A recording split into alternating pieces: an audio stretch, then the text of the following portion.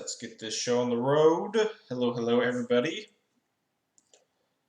We are making sure that everything is good on my other monitor here. But we are jamming some more Death and Taxes, running these last couple of streams until the Legacy playoffs. And then I'm gonna, obviously, I'll still play a ton of Death and Taxes, but we might mess around with some other stuff. I've been looking at Goblins has been at the forefront of this deck looks sweet.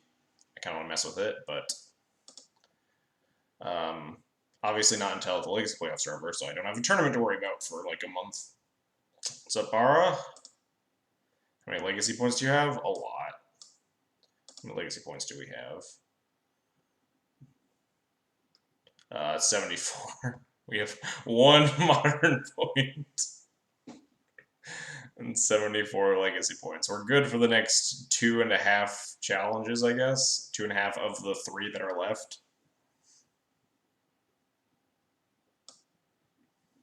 34 modern points. I think I might try to go, assuming something happens to modern that makes me not hate it, I might try to go for, the modern qualifier for the 3rd quarter. But, right now, I don't want to play in the Hogak format. Seems like something that I would not enjoy. Giver of Runes was trying to entice me into the format, and then I got juked by Hogak, dunking on everybody. But anyway, don't really know what I want to change, if anything. Yeah. Open up player rewards back. These are completely worthless. I should open these. How many do I have? Why do I have so many of these? They're not completely worthless. They have pretty good cards in them, but they don't sell for a lot or anything, as far as I know. What's up, Yaz? Yeah, they have cool art. That's true. Hey, Army, thanks for the 1 bit. Good to see ya. We'll open 1. Ooh, a Galta, Primal Hunger. We cheer for more than they go for. Yeah, I'm pretty sure that is true. I think they are just completely worthless.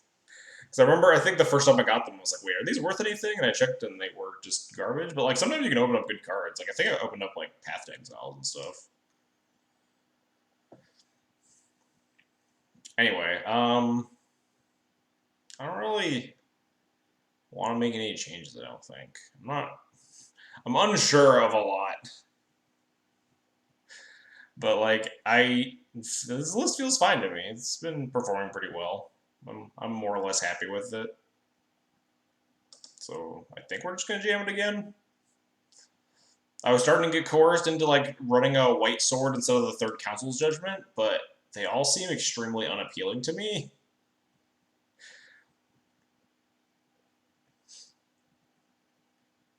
I know Bar is gonna get mad if I run a Sword of Truth and Justice or whatever it is. Pro white swords are all bad. Yeah, that's kind of where I'm at. I'm not interested in any of them. The effect of having a pro white sword is kind of decent in concept, but they all kind of suck. Especially they're all bad against the decks that you want, the decks that you want pro white against outside of Miracle Stoneblade. You don't really want the effects against D&T or Maverick. They're all just not very useful. I'm mad at the complete lack of extra removal. Council Judgment's removal. What are you talking about, Patrick? We don't have a Path to Exile. That's because I just don't respect Delver players. That's not true. Delver's scary. But I think this Ballista was where a Path once was. I could see trying to fit a Path back in the board. Maybe play a Path over the 3rd Judgment.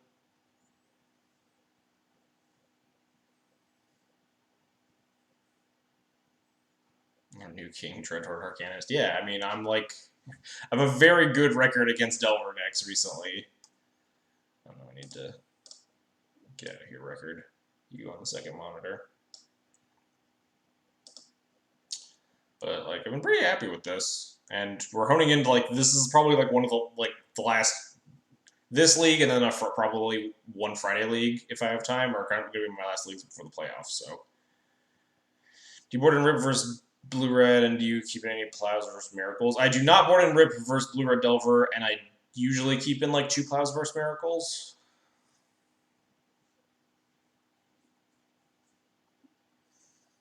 I think rip's probably not working. Rip only turns off exactly their forecasts. It's probably not enough hits. But anyway, let's just play another league. Why not?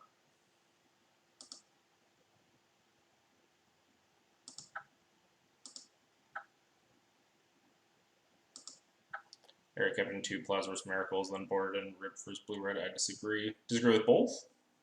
I definitely disagree with Rip versus Blue Red. That seems like pretty loose, I think. How many threats do they have, though? It's like Delvers, True Name, Young Pyro. Like, maybe turning off like a third of their threats is okay, but eh.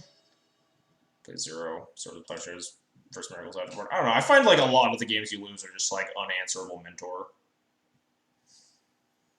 And like, wait, hello? Oh, there we go. Oh, hey, this is probably Maverick, right?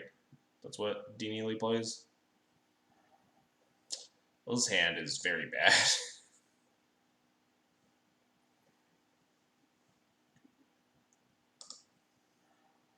Well, his hand is acceptable. But anyway, I find that... Ooh, hot dog. They're trying to service players cards. I think that like nowadays the Miracles matchup, like you actually have like all these random sources of card advantage that you can actually build up to the point where it's actually not as big of a deal to draw like a dead card or two.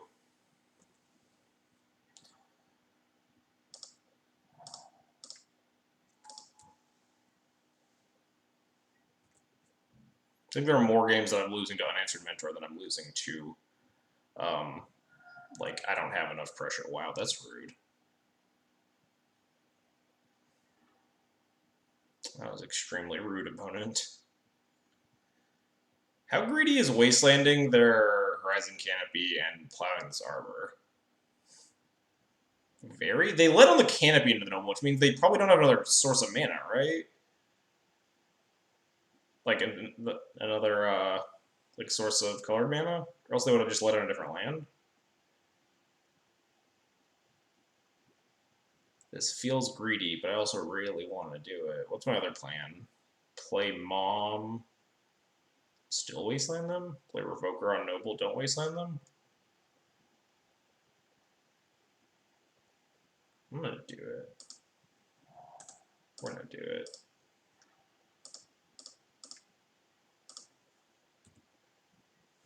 I'm usually not a big fan of plowing the Mana Dork versus Maverick, but sometimes you can like just sense the weakness here.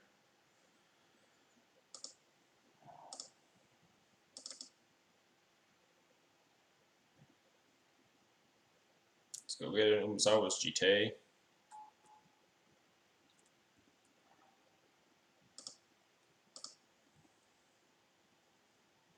Lunik sent me a message. What? Why am I getting a message on Moto? Hang on.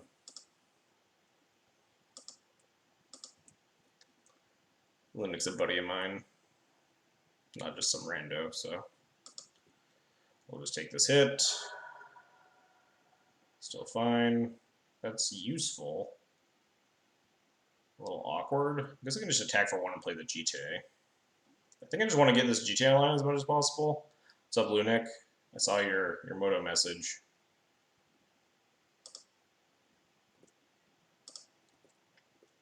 Kind of wanted to find a land so we could develop this Mom, but...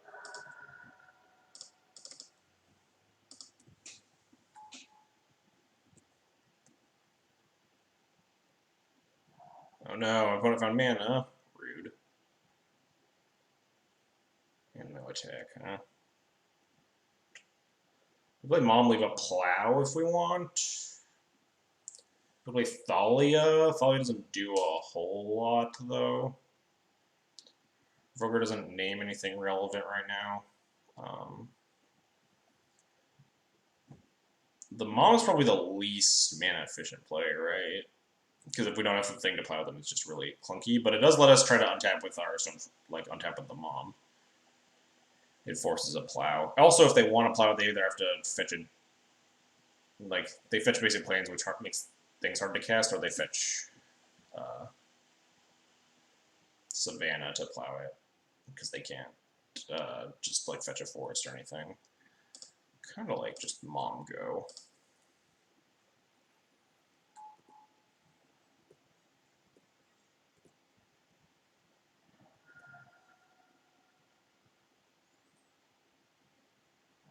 Yeah. It's a scrib thing. I think I'm supposed to plow this right now, so my opponent can't produce 3 mana by just like picking up their Savannah. Maybe not though, because like they could just be like sitting on like a bunch of knights and shit in hand. Those are hard to deal with, but we are pretty all in on the mana denial plan.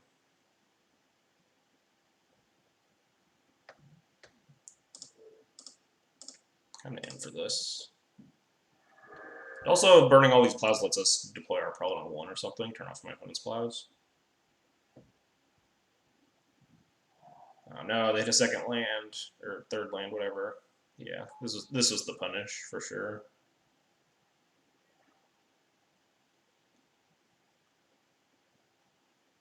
We can't equip GTA and attack anything successfully, so we have to like revoke this knight.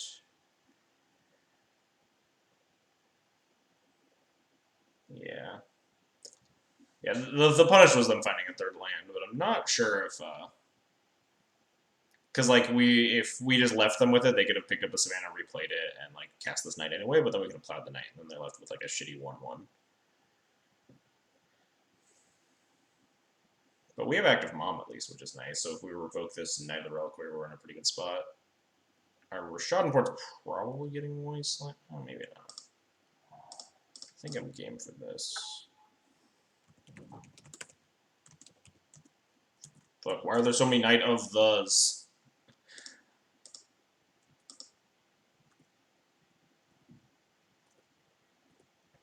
Could have like used the Mom to get a GTA connection there, but I don't think that's right. We also set up this Prelate to turn off the plows to have extra protection for our stuff. Like, okay, yeah, there's the Wasteland. Does that mean they have another land drop? Yeah. Green Sun for 2. Ramanab. Oof. That's a beating.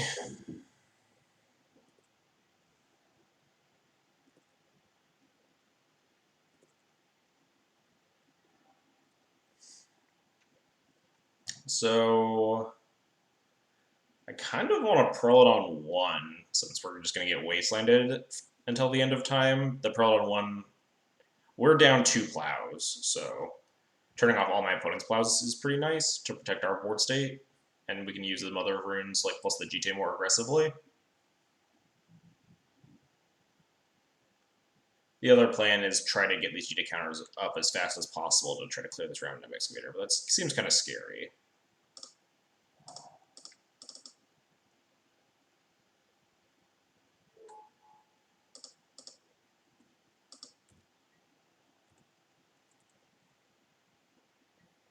Assume they're gonna replay the Wasteland and Wasteland me again.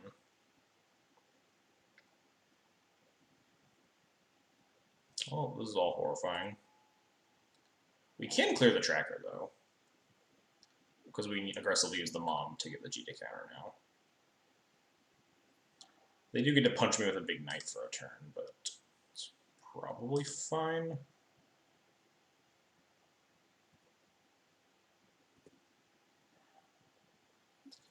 Wasteland not very helpful. I probably won't even play it. Oh, we might be able to play it. If they Wasteland my Wasteland, we Wasteland the Savannah, at least like set them back.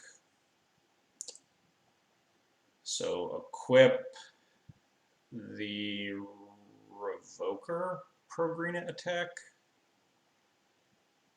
I think the Revoker is the most important of my cards, so it's like the one I'm tempted to block with the least.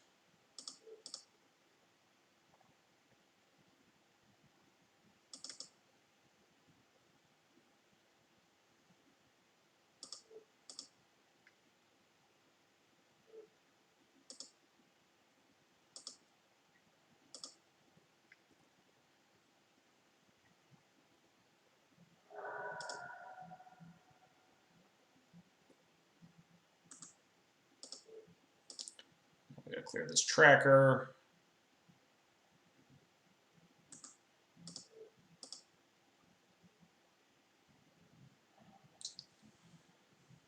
Unsure if I should wait. Wastelanding them feels so terrible when they have Ramanap in play. Doesn't really cut them off of any lines besides Green Sun for 3 or something. Maybe I do, so I want to prevent like the ability to Green Sun for Solly and like pop it since they already played the Magna Bottom.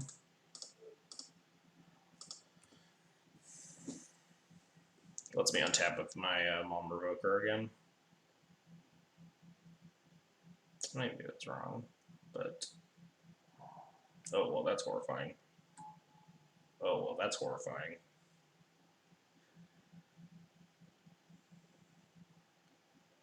We're gonna get whacked for a big number here because we have to chump block the Ramanap Excavator so they don't get the trigger. Obviously, oh, they're only attacking with that. Huh. Interesting. Interesting choice. Another Stone Forge.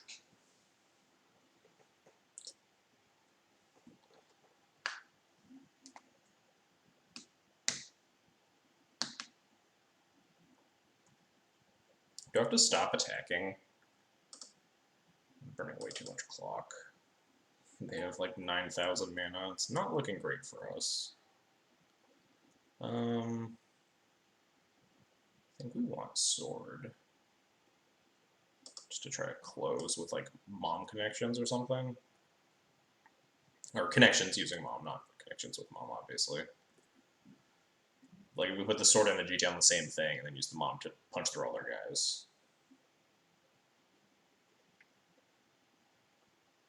Yep.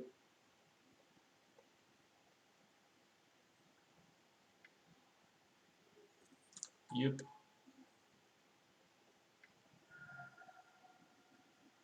Yep.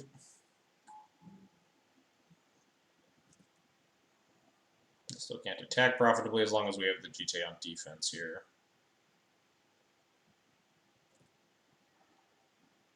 Interesting. Maybe the answer is I should be like pro-greening the Revoker, attacking, and then like re-equipping the GTA to something else. No, because we still can't like block very well.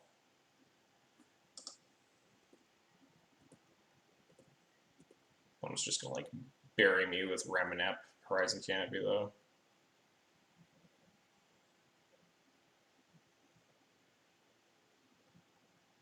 We have 2 turn lethal, I think, though, right? If we put in the sword, put on the Revoker, pro-green the Revoker, punch them for 6, get 2 GT counters, and then we can like chump block with the Mystic and then try to punch them for enough to kill them.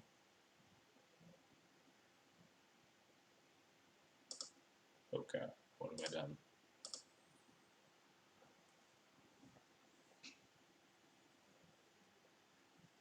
We don't want to give them time, because time is what gets us killed, I think. I think our board is very fragile compared to our opponents, especially because they're drawing 2 cards a turn with Canopy, and just have infinite mana with Cradle. I think the play is put in Sword, untap, equip Sword to Revoker, pro-green, punch. Although them playing Teague actually turns off their Green Suns. We'll leave that in play for sure.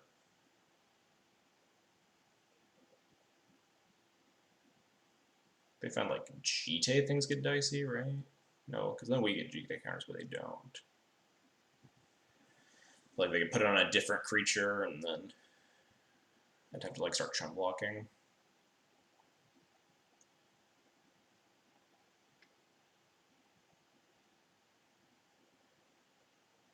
Stoneforge. Palace Jailer, that's something. So targets the Mom, right? Oh, there's also a white card too, so I can't just pro-green and connect. That's a beating.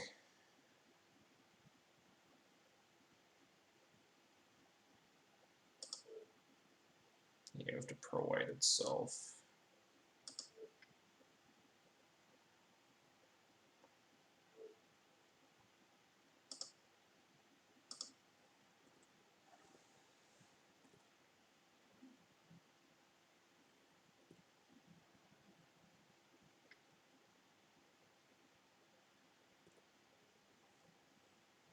Do I let their knight on give them their knight online? They already have like the canopy and the cradle. What is this knight gonna do besides just get big? Like we could put in the batter school double block get counters. That doesn't do a whole lot though.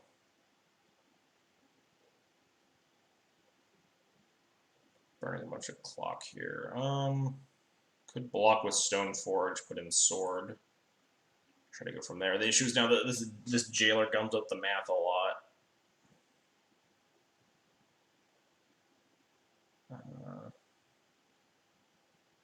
Now we really need to connect. So maybe we do need the GT counters. We use them to clear the jailer. And try to pro-green attack with something else. What the hell are we doing? How are we ever going to win after that? Whatever, I'm wasting too much time. I think it's the batter skull.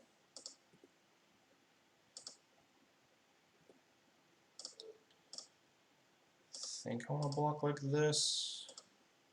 They can clear both my things. I clear their thing. This does get rid of the Ramanap.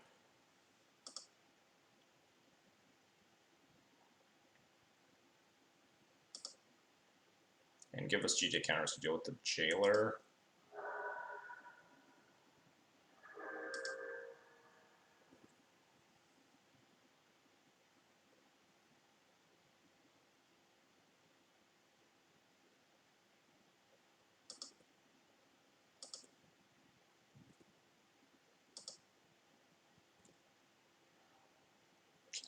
Grid doesn't do shit. I think I just want more GT counters, so I'm just going to equip to prelate, pro, green it, kill the jailer, hit.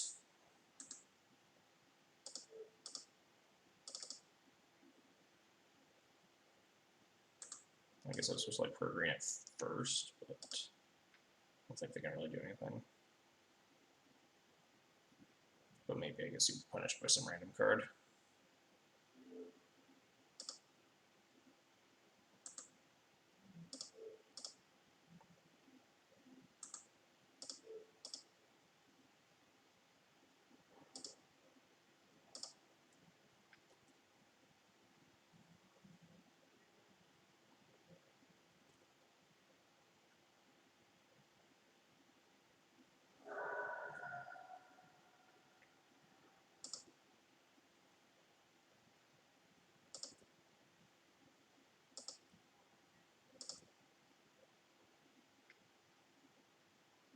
Let's crack the canopy.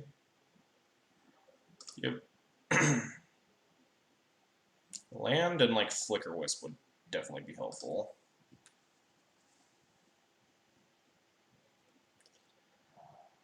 Oh, they have a second canopy. It's a wombo combo. There's a big ol' knight.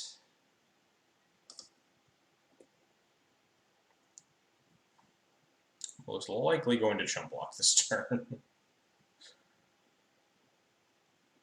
Problem is if they put the sword on something else, right? They'll probably put the sword on the Teague. Then we want to chump block the Teague and just we take a knock from the knight. That's fine.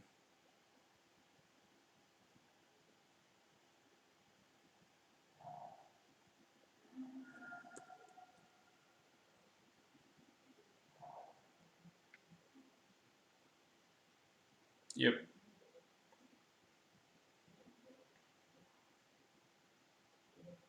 Clearing response doesn't do anything because then they just like put it on the Knight of Bottom or the Noble Hierarch.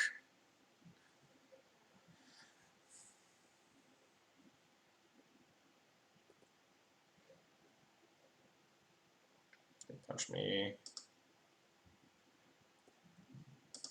Block this. Take 8. They get Monarchy back. If they need to play, I mean, they have like 5 card stands. They could probably easily play a creature.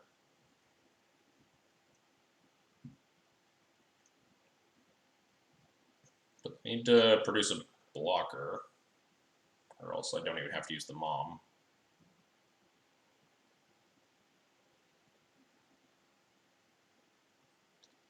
What's this? Oh, they're moving the sword. Interesting. I think I'll ping the hierarch.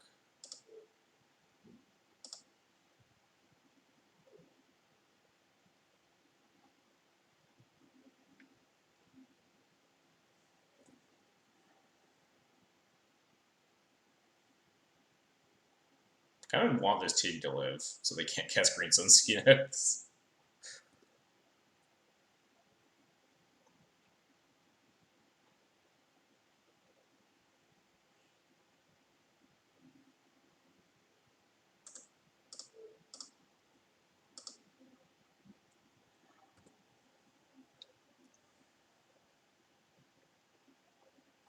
So, the board currently sits.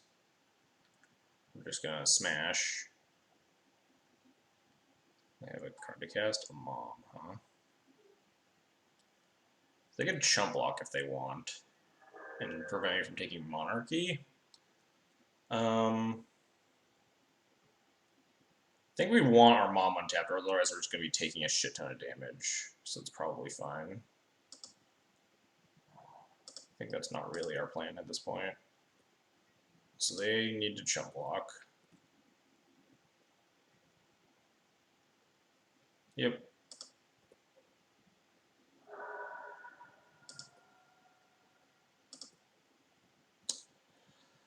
We recruit a Wisp. That lets us block both things, and then lets us Wisp this Batterskull later. We're like so far behind in card advantage, though. Actually, we could recruit Jailer, but we need a 4th land for that. Spirit Keeper. We actually have 3 cards in the graveyard. Maybe Spirit Keeper's the choice. It reduces so many blockers. Let's grab Spirit Keeper. We currently do have Plow Shut Off, which makes it stronger. Plan right now is chump block both their things. Or the Mom gets to live. The recruiter will be sent to its death.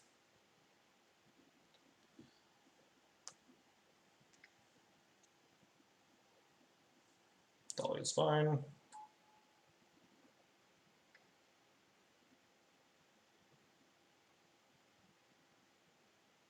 Dolly is less fine.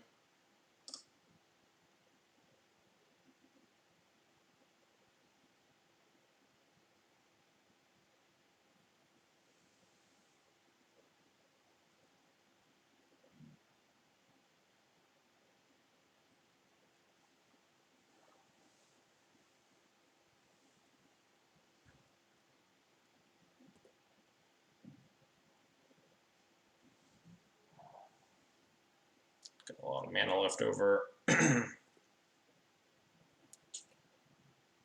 No attacks. Interesting.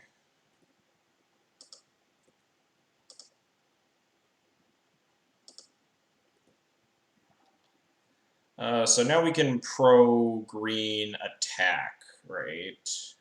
And just play the Spirit Keeper for blockers.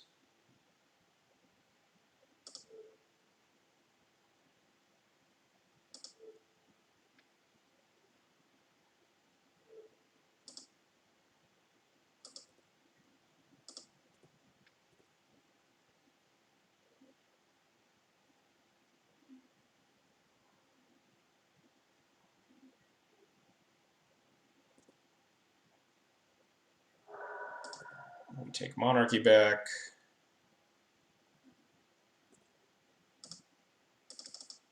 We play Spirit Keeper. Draw a card, pass the turn.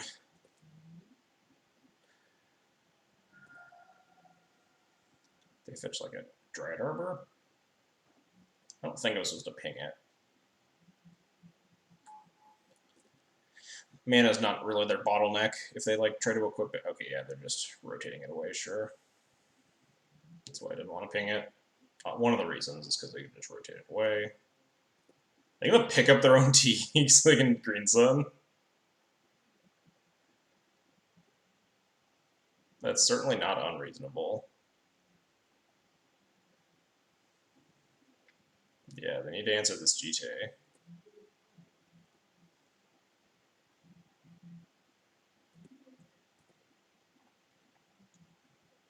Greenson for like a Quasali to deal with the Jite, perhaps? Yeah, this looks like a Greenson for 2, alright.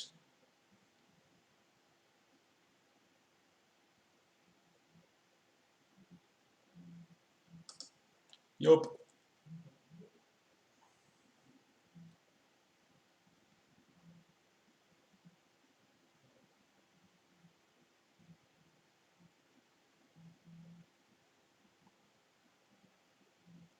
Kind of like main deck oof. Oh, well, Scavengers, really?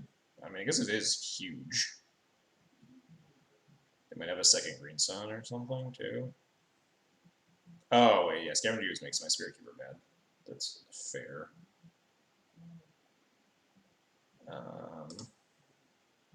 Yeah. I'm gonna eat all my stuff.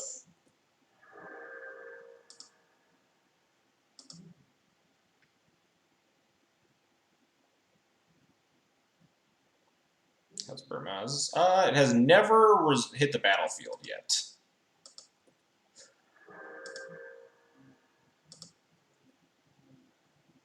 I'm gonna chop off the recruiter here. Assuming there's an attack? No. Alright. Do we just have lethal? 3, 4, 5, 6, 7, 8, 9? I don't know. They're at like 12.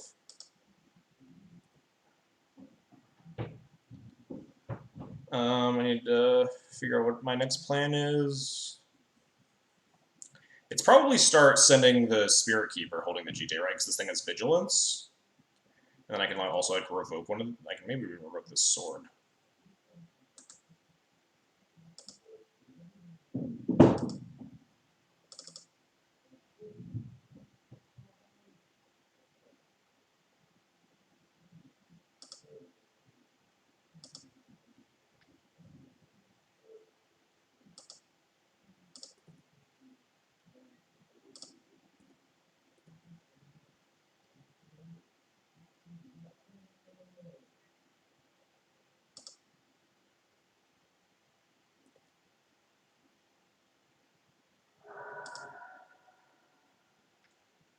Yeah, they didn't respond, so I can't clear the scoos. Makes sense. This is game 1, but yeah. I think I want to revoke this scoos, honestly, so we can at least get some spirits off this Spirit Keeper.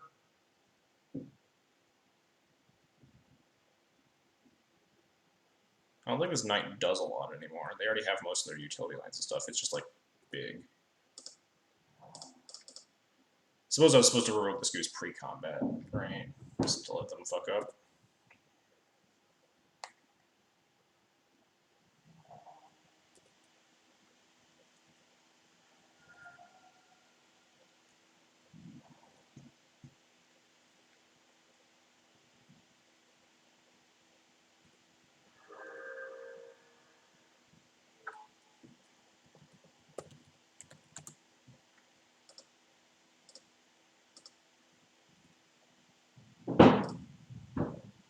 My concern is that all my eggs are in the Hallowed Spirit Keeper basket, and that they're going to, like, Quasali it, but even then, we're in an okay spot.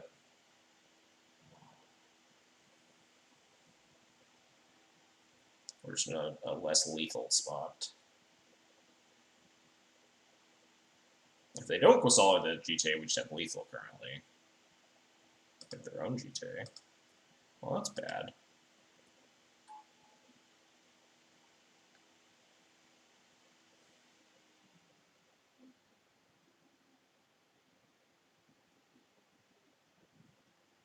That's certainly very bad.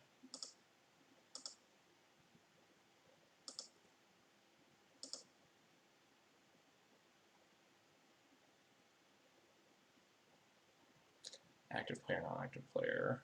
So my Hallowed Spirit Keeper resolves first. Notably. I could make my Hallowed Spirit Keeper a 13/13 and try to trade with their knight. That's probably not the play, though. The play is try to kill them with this GTA. Wait, no, I can just block and then ping my own recruiter. Never mind, I'm smart. It's okay, I found the line.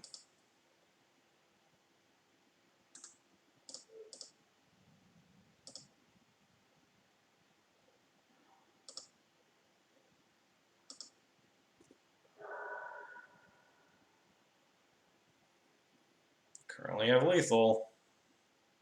Unless this is Quasali. Oh, no, that's Thalia. That's not lethal, right? Because we have 3 counters, which is 6, 9. We can ping the Thalia away. And that's just game.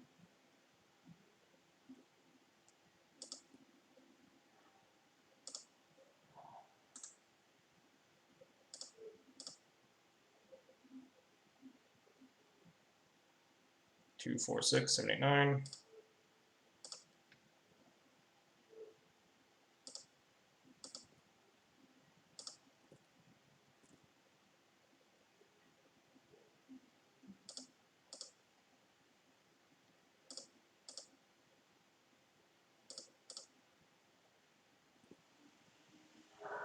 Oh. Oh. What a game 1. Man, I wanted to finish this league early, too. That we play a 30-minute game 1 versus Maverick. Fuck me.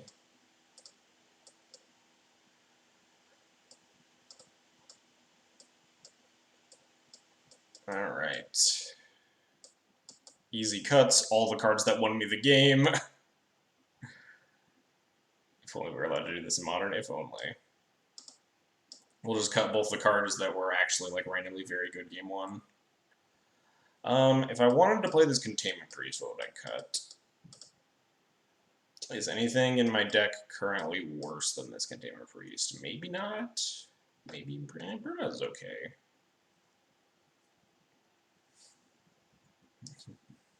Double league stream. Oh god, I did that once. That was so bad. It just made for bad content.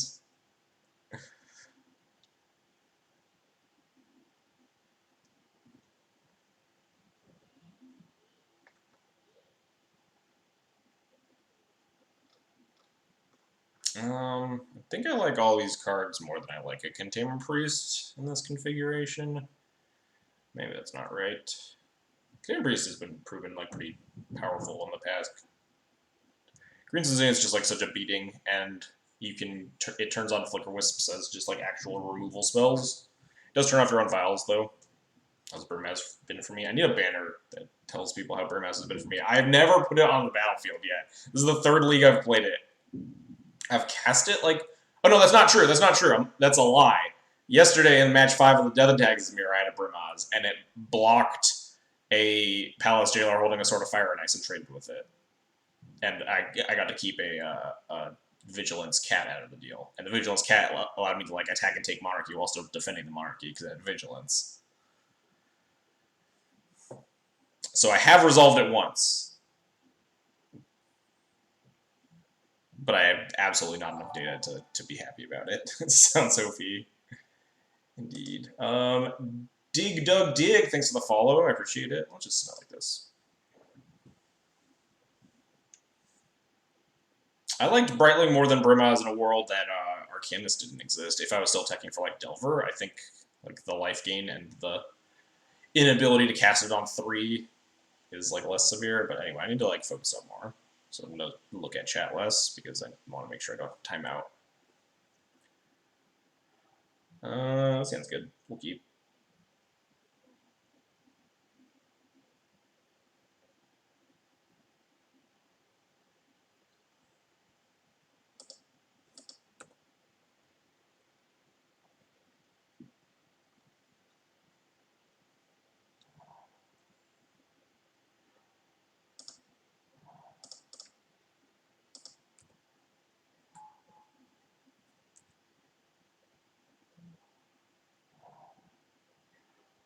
Interesting. Well, guess I'll play that. I don't think I want to like wasteland their wasteland there, although I could have. Just because they apparently only have like 3 drops, or I guess. Maverick is pretty 3 heavy. No, that's not anything. But now we can wasteland this Savannah, especially if they don't have another land or something. I don't know, they have another land, but it's a wasteland, which doesn't help them.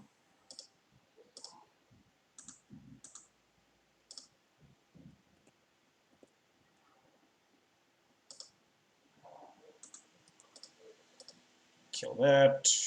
Let's just cast our GT here. We have Relic Warder. If I can't imagine that they actually can like play and equip a GT or anything, but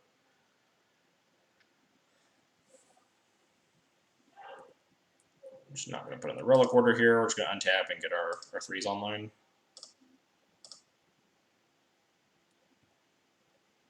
Have the Relic Warder for their equipment. Council Judgment, Dees. We will go ahead and pass the turn. Suppose we could have like vowed in the Recruiter and got it equipped with the GT or something, and waste less mana. But I think if my opponent wants to equip this GT and then attack when we have Relic Warder, if their last card is Plow, then we have Wisp too. Like if they don't have Plow, we just get to demolish them.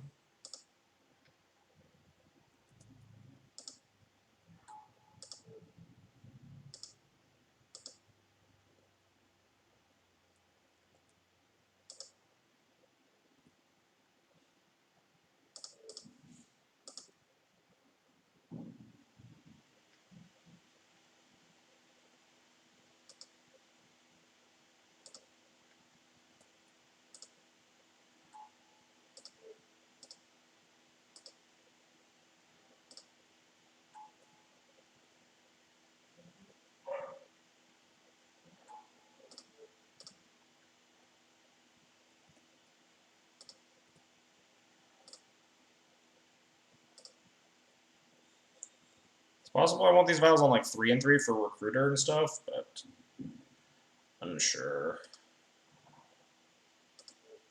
I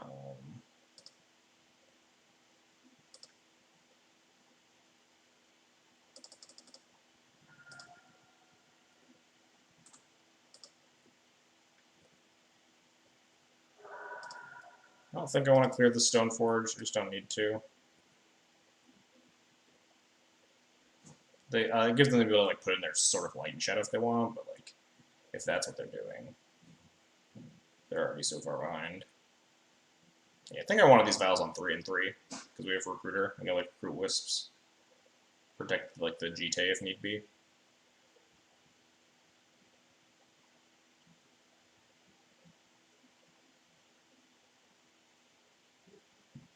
All right, cool. We did it. We won.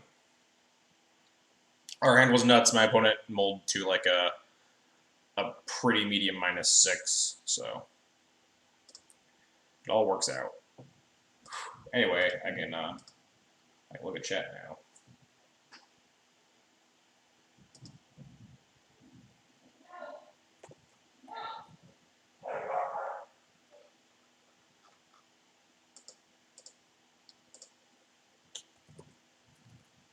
Where's Maverick on the list?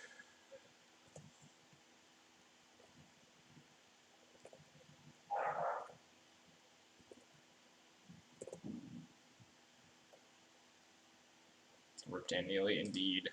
That game 1 was sick, though.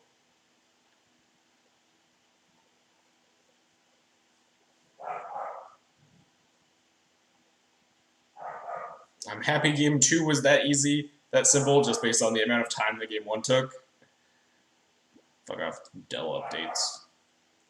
I don't know, dog going crazy in the room. She was asleep for like an hour, which probably makes sense why she's awake and shouting now.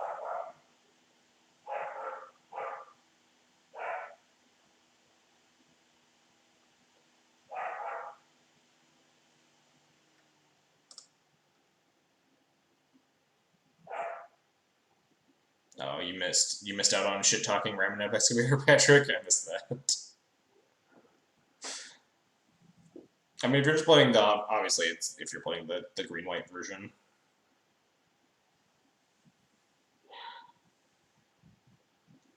Just play 61 cards, Chylith. That's the argument that everyone makes. 61 cards gives you a 61 cards, 24 lands gives you a better proportion of land to spell ratio or whatever.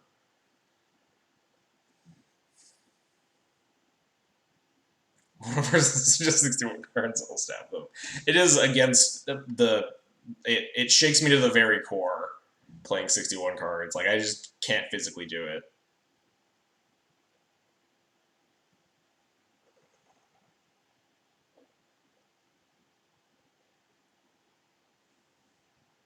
I know Lackey is a big fan of playing 61 cards, apparently. So I'm definitely going to. I was gonna ask him for a goblins list when I want him to stream it later, and if he ships me a 61 card list, I won't be able to do it.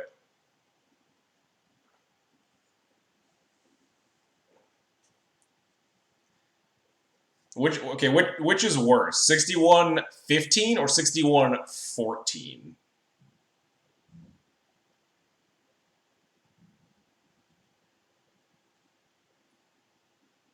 I think 61-14 is worse.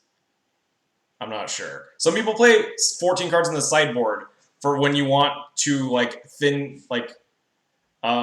when you're playing a 61 card deck main, but you want like to take out like different bullets that you have and like produce like the best 60 you can. People have done it. There are definitely 14 card sideboards.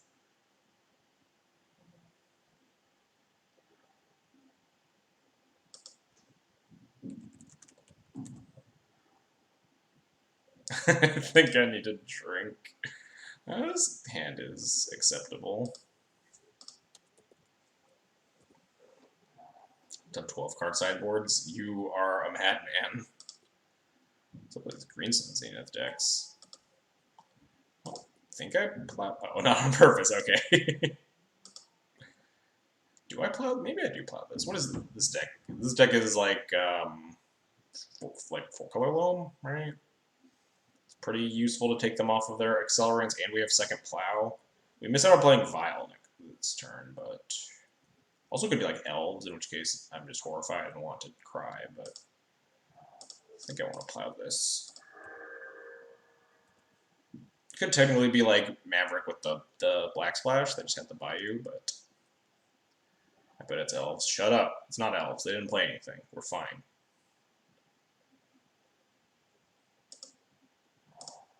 Just play out 2 vials, call it a day. Fuck off, both of you. It's not elves. It's fine. Okay, it's 4-color loam. See, we're fine, guys. Don't worry.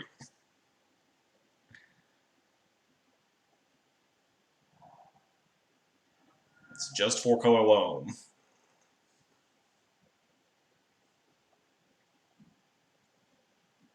This is like a Liliana of the Veil. Discard the Caracas. Bob, huh? We can play that. Fuck right off, Bob. Ooh, Brimaz. Brimaz plus Caracas against Loam. I like that.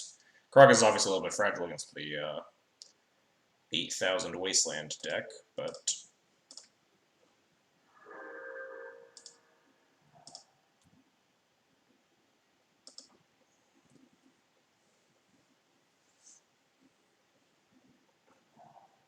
oh no. Oh no. Ye old 2-for-1. Why are they not popping my blood? Why are they not popping these vials? Are they waiting for me to like vial in a Mother of Runes? Yeah, that wouldn't make any sense.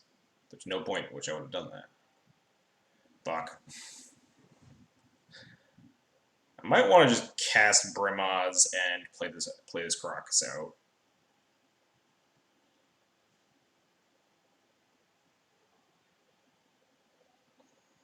I think it's probably my best line here.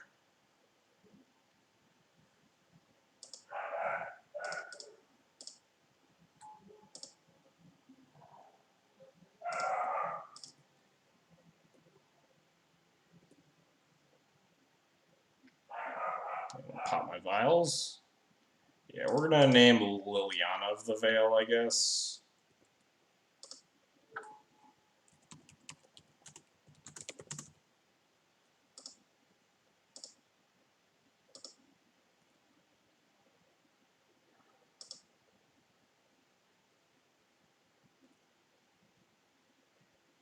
Knight? That's not unreasonable. I guess Revoker being in play like already circumvents the Liliana. Knight is in general probably scarier.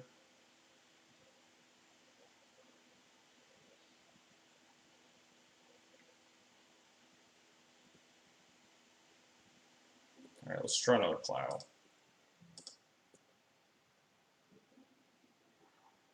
That's pretty worthless. Just punch with both.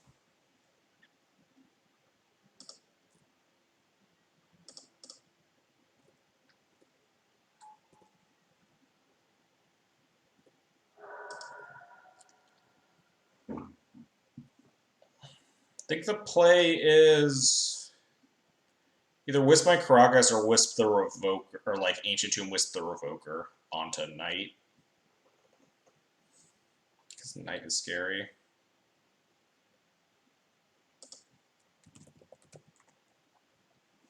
Grimaz is pretty sweet. Yeah, I don't think taking 2 is like a huge deal. The biggest detriment is that I have to deal with the, you have floating mana, are you sure you want to move to your next phase? God. Knight of the Reliquary. We're gonna get like Ren and 6 into Knighted or something. We just like can't beat a Knight, so. Draws a Teague. That's good for me, because that's worthless.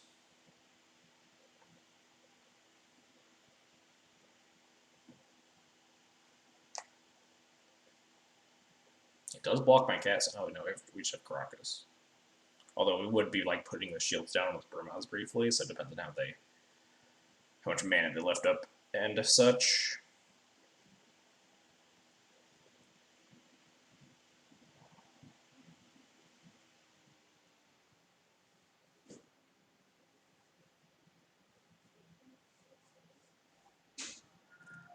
Alright.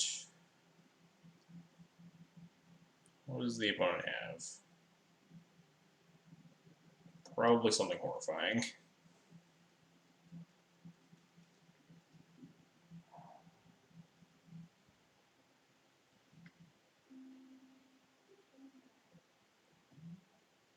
Please no.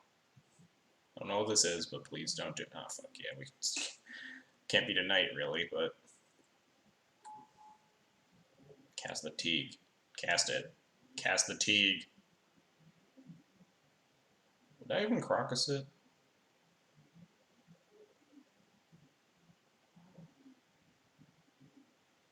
Probably draw like Sword of Fire and Ice or GJ here. That'd be gas.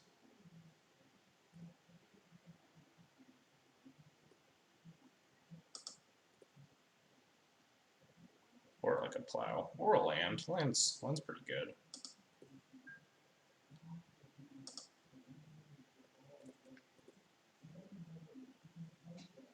Please no removal spell for this Phyrexian Invoker. Oh, well, that's not a removal spell for the Phyrexian Invoker yet, at least. I'm leaving this land in hand. Maybe not. Because the world in which they like remove the Brimaz, then I correct it back to my hand, and then play with the Liliana Veil and make me discard it. Ah, fuck. They just found the Cabal Pit. That's not good. They need to activate. They need to turn it on at least. They need 2 more cards in the graveyard. Let's try like Palace Jailer or something. Ah, fuck, they have Grove too. Yeah, we're so fucking dead. We need to draw. We need to draw Palace Jailer like last turn.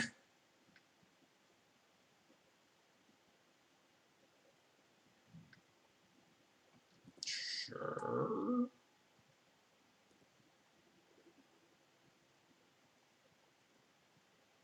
Interesting choice. They have 1 card in hand and it's the Cabal Pit. So I can just bounce this Teague with no repercussions. Right.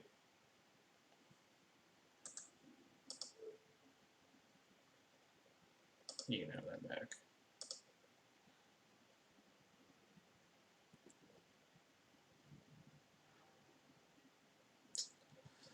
So Wasteland doesn't do a lot because they can just P-fire the Revoker and then get another Grove.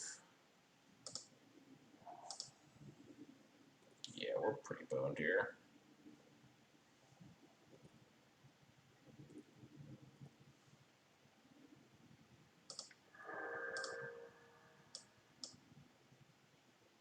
I think I'm supposed to Wasteland it though. He's got another Grove. We're so dead. Matchup seems very bad. It's actually not that bad. It's like pretty draw dependent though, especially in game ones.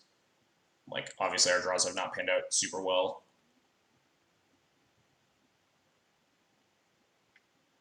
Yeah, like Jailer is just like such a fucking beating in this matchup. Jailer can like just single-handedly win you games. Like we draw Jailer, we're still just in this game.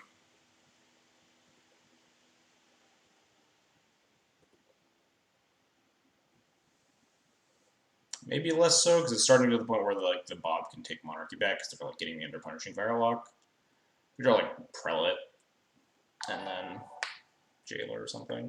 Mirage Swamp, thanks for the follow. I appreciate it.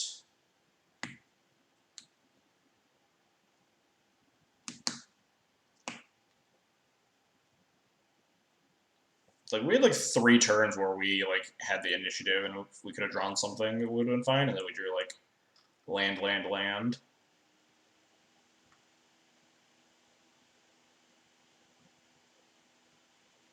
D&T used to be a bind to like for the Jailer, but like, yeah, that's probably accurate. Imagine this matchup was absolutely horrendous before Jailer and Prelate.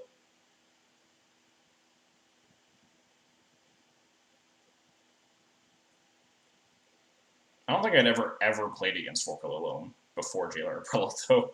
This deck was very off the radar.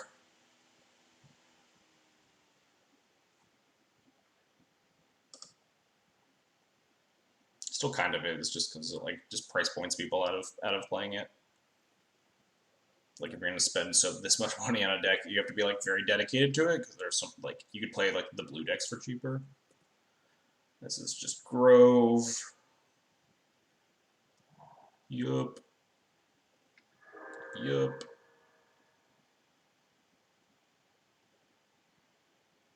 Punishing Fire on my cat. You got it, boss. Ugh.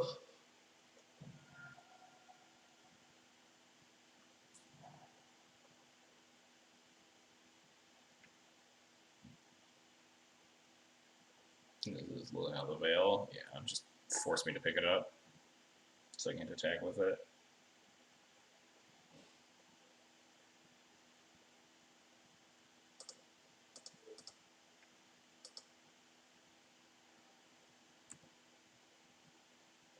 Yeah, and I think it was like Jailer last turn or something. Probably concession time here. Oh, well, it's probably still concession time, but at least we can plow a knight and then give them like infinite Sylvan Library activations.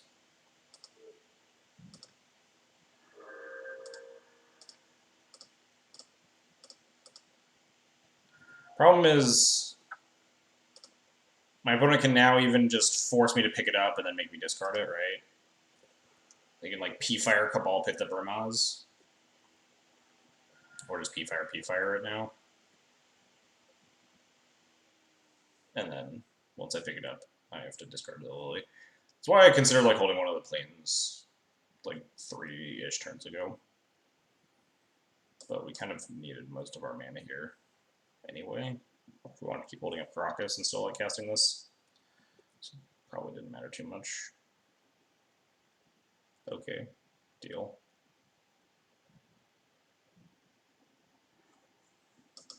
Vermaz gets to live on.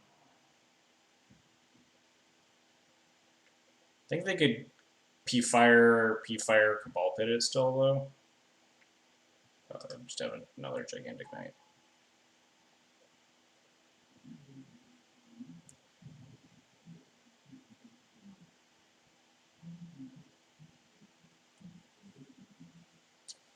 They wanted to just P-Fire Cabal Pit it on my turn, like on my end steps, so you can just discard the Lily or whatever.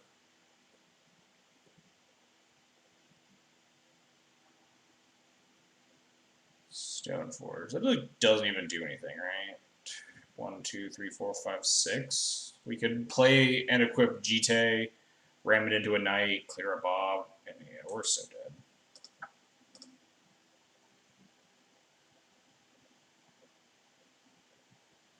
We're under like severe punishing Firelock and Liliana, so we can't even draw like Prelate into Jailer or something at this point. Better off just going to game 2. What do we want? Is this a Needle matchup? Figure that out after I'm done sideboarding these other cards here. A lot of cards to sideboard.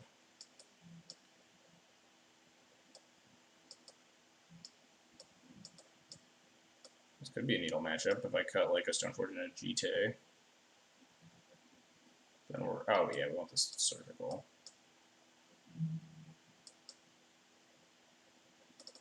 Rampant Daniel. Is Dreadnought like a known lone player?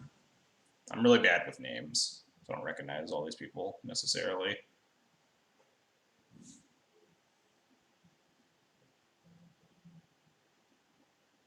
Is Dreadnought a Maverick player? Wait, why do I have 61 cards? Did I fuck up some math? Do I need to cut another card?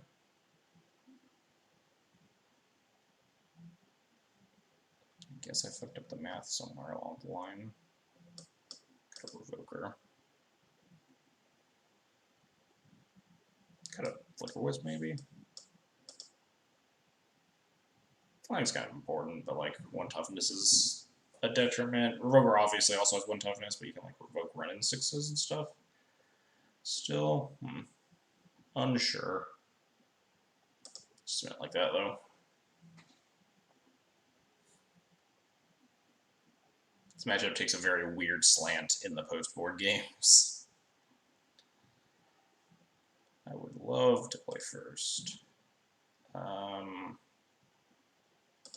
Yeah, I'll keep.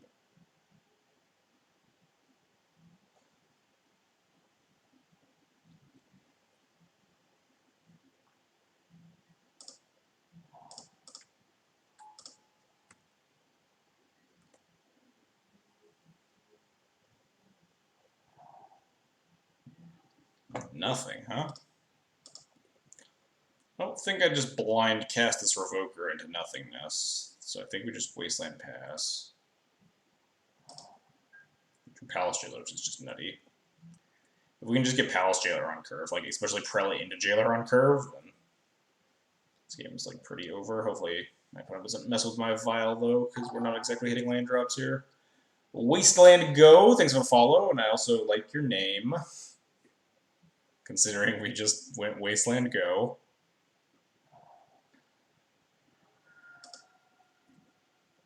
Please no Abrupt Decay or Reno. Don't do it. Oh, this is an Abrupt Decay meow. This is a Bob. I'll take a Bob. Yeah.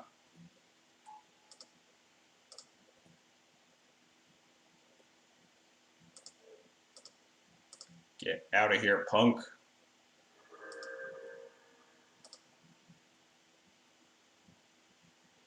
Oh, yes, even better. Lands. I think I'm just going to run this Prelate on 2. It's insulated from, like, Lily. It's only not insulated from, like, Plow. We could, like, Wastelanded them there, but I like jamming Prelate. Which planes do I use in my paper deck? I play the MPS Time Spiral promo planes. Come on, just Windmill Send Lily on the Veil. What could go wrong, opponent? Vindicate? That's mean.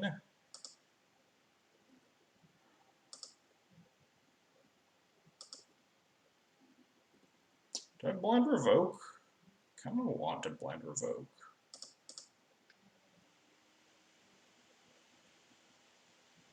What on earth do I name here, though? Like, Renin 6? We have a bunch of X1s? Liliana would have been fine. We had a Vial with Revoker. I was hoping they would have Lilied me so we could just kill it for free.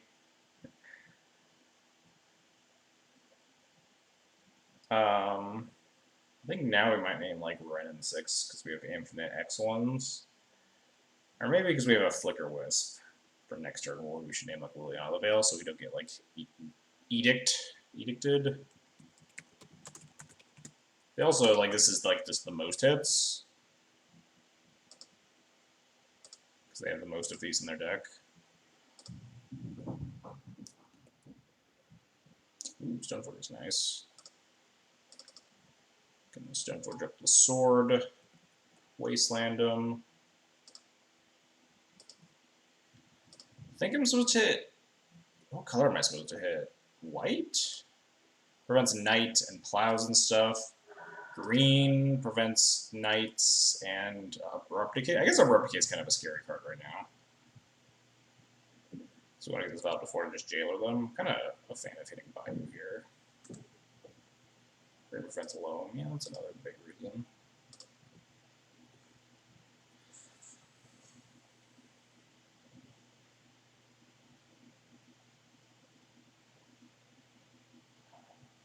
Oh, there's another Bayou.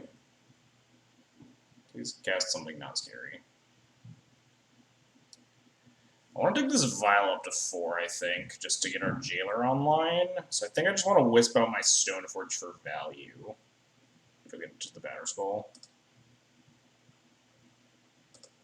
Green was clearly the worst. After they just immediately played the Bayou, didn't even like fetch for it. It's just like hitting Tron lands though, right? You always guess the wrong one. Or at least I do. I've never hit the correct Tron land in my life. That's probably not true, but it's true in principle.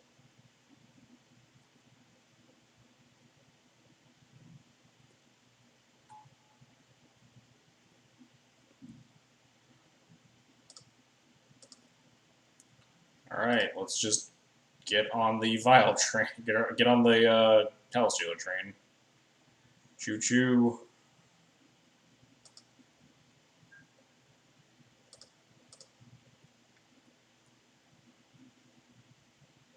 It's not even getting any value out of it. That's fine. We don't need it.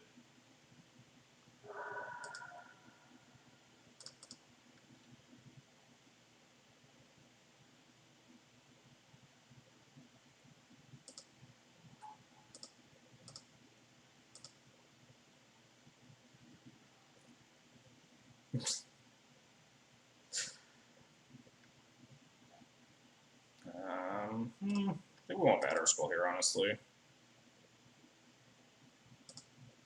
Just accelerate our clock as much as possible.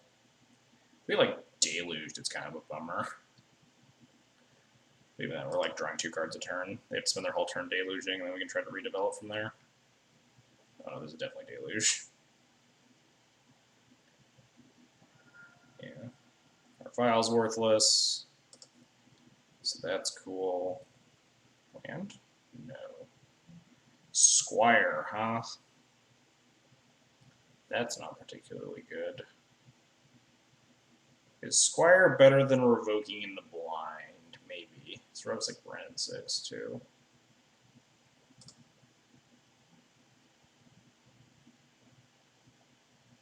So I don't really care if they play Planeswalkers, right? I don't care if they play creatures. So I think I might just Revoke Knight.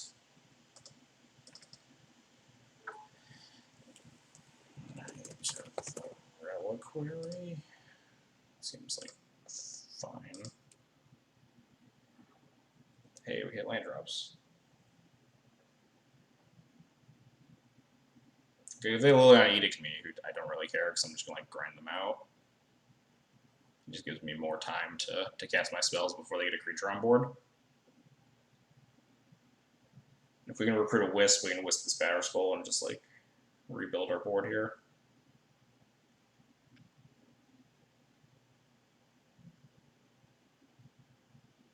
If only we had a Cloud Goat Ranger. Take it up to 5, just threaten them. Yeah. This is fine. I don't really care about this.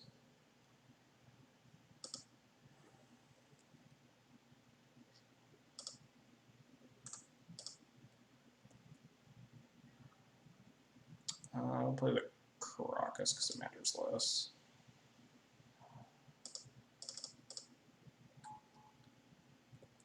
Could also just grab the Hallowed Spirit Keeper. How greedy is that? I think I just want the Flickerous. I don't want to, like, die to a Plow. Hallowed Spirit Keeper gets so many dudes, though. If we can get it to die. Spirit Keeper is certainly tempting.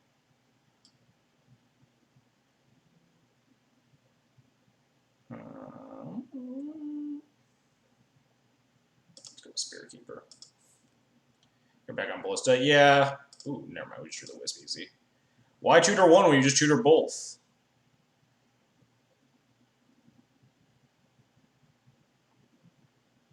Anyway, Ballista is in the sideboard mainly for the Mirror and Maverick. I'm not really sure if there is a better card. I've been, like, kind of trying to figure it out. Alright, so Coder gets scary. Just gonna discard Squire here.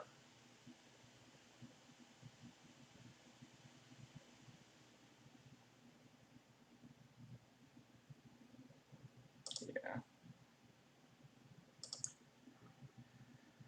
So if they have a Plow, the Spirit Keeper play gets severely punished, so I might spend this turn Flicker. Oh, never mind. We're just going to spend this turn Council's Judgmenting this Nightly Reliquary.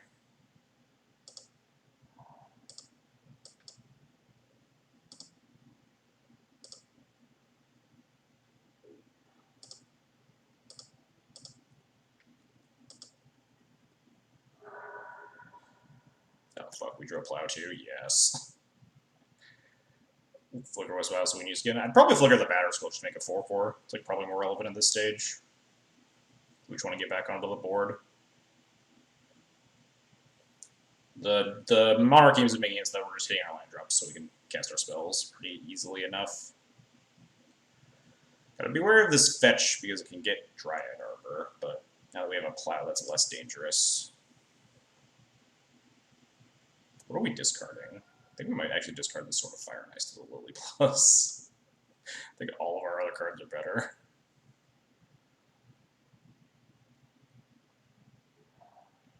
That's not a Dryad Arbor, notably. It's a Bob, sure.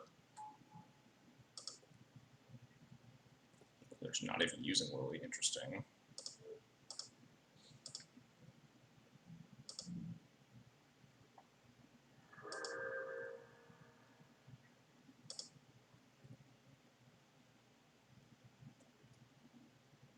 Interested to see what their last two cards are.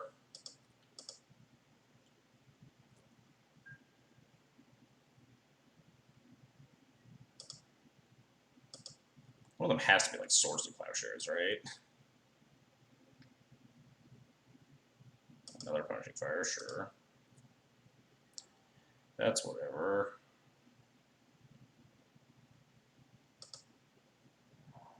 I think I want to just Wisp the Batter Skull rather than play Spirit Keeper naked here. Just gives us more damage on board. They are at 11, so we can't just pressure them here.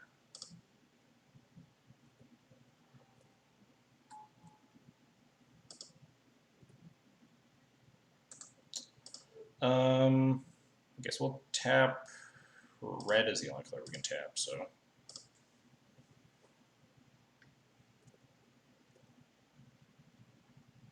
I think I'm going to discard this Plains.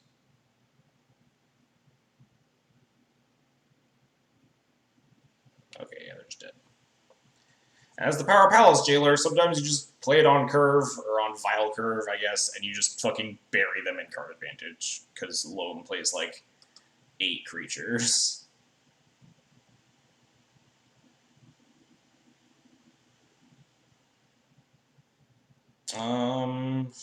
Reassessing sideboarding. Queen Marchesa. Yeah, some of I have seen Queen Marchesa in some Loam decks, and that does certainly help take the Monarchy swing back in your favor. But yeah, Sanctum Prelate and Palace Jailer, probably the 2 strongest cards against Loam. Sanctum Prelate even is like more lackluster in post-board games. Apparently they have Vindicates, they have like Plows, different planeswalkers that can kill it between like Garruk or a Johnny or whatever, what have you. Spirit Creeper is pretty bananas if they don't have Deluge or Plow.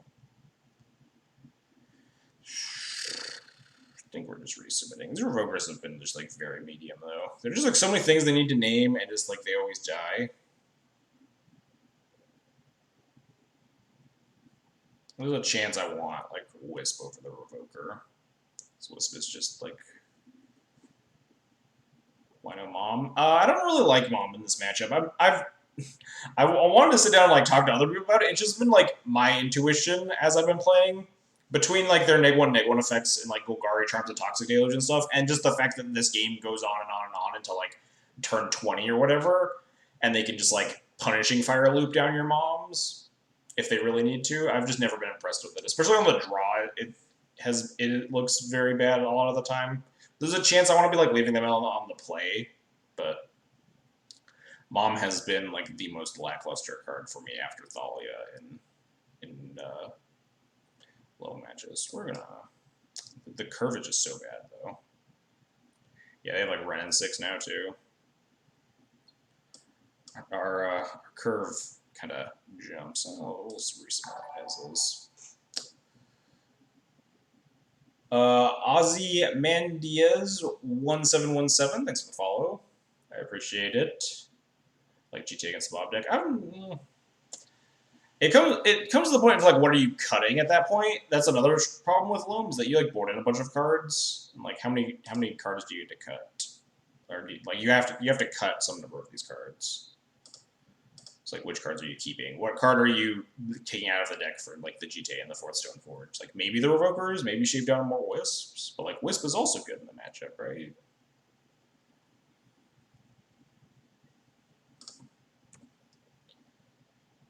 Just have like a normal hand.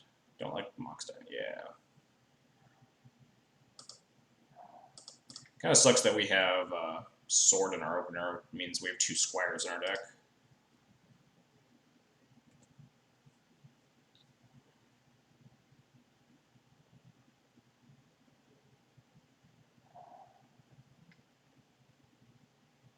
Yeah, you gotta fetch first. You can't cast 1-drops. Don't lie to me. Oh, they have Green Sun. Okay. I guess they can cast some 1-drops. I don't think I'm supposed to plow this.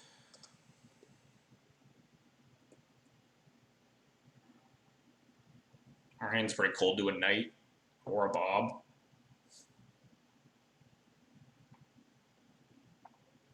Like, Dryad Arbor is not really a concern right now. The question is, do I cast a Stoneforge Mystic? I could also leave a plow. Casting Stoneforge getting Batterskull looks really bad into infinite removal, and might look better if we have Aether Vial. Like, we violate on end step, and like leaving up a plow is not unreasonable here.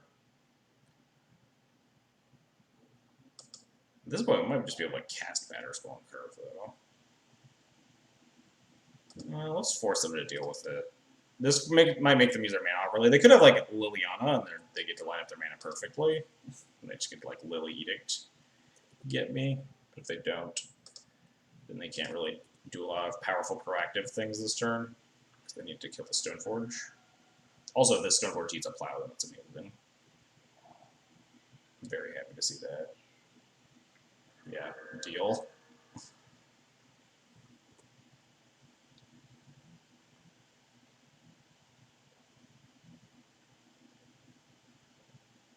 Really hoping for like not a bunch of long matchups today, because I wanted to finish by like 11, but that's probably not gonna fucking happen when we queue into Maverick full color. Why are all these decks so fucking slow? Why can't we play against like Delver? Why'd they plow through this Lily? Did they just draw it? So what am I discarding? I think my land. I might discard this Batterskull eventually. This Lily will be here for a hot minute.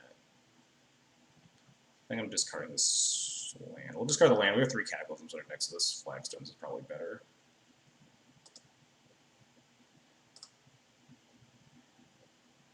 Yeah, please just cue me into Elves and Belcher so I can be out of the sleep. Drop and play a league with Belcher. Better yet, double queue and play modern 7-land Belcher, whatever that dumpster fire is.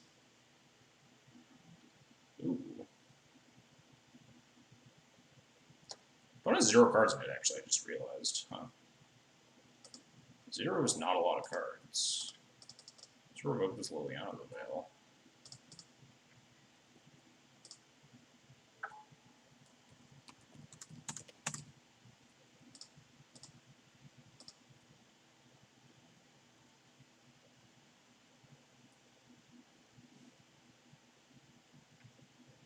If they kill my Revoker here, I think I discard the Batter Skull. Oh god, the lag. Yeah, we discard the Batter Skull. I think we need this Plow still. This Batter Skull is definitely a ways off.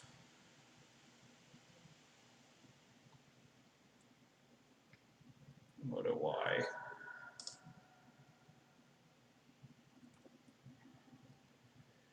I don't think I want to Judgment this Lily. I think I just want to end step flicker it down to 3, right? They have to keep top decking, and if they top deck like another removal spell, then we can just Judgment it.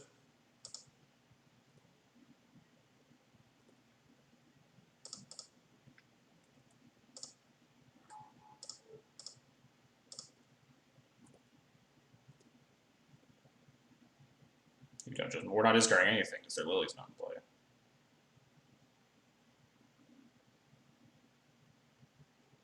Yeah, get good, Luminol. Okay, yeah, they have literal nothing.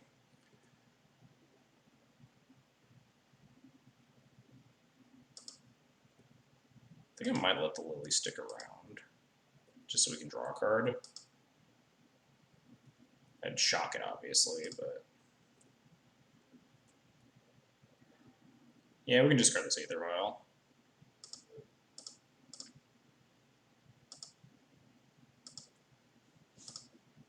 I think I want to draw the card.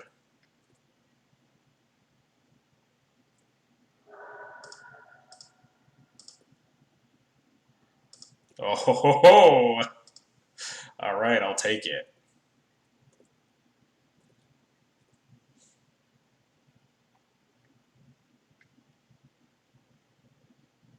Coder, sure, that doesn't do anything. We have a Plow. Discard this Vial.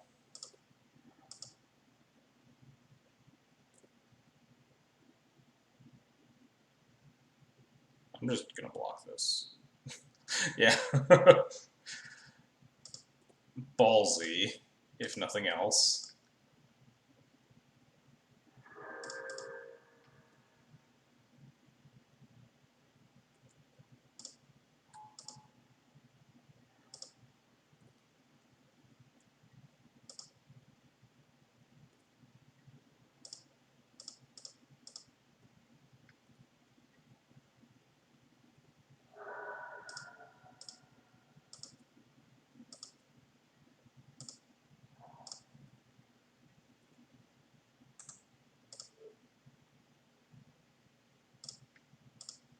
Obviously, it doesn't really take them off of a color because they have Mox Diamond, but I'm not doing anything else with my ports, right?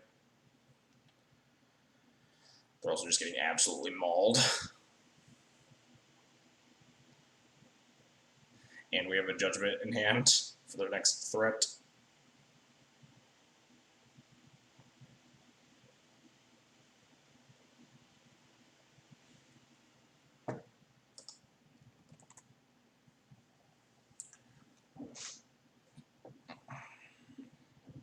God, why are all these games taking forever? Oh no, that was 3 games. I thought that one was also in 2, but no, that was 3 full games.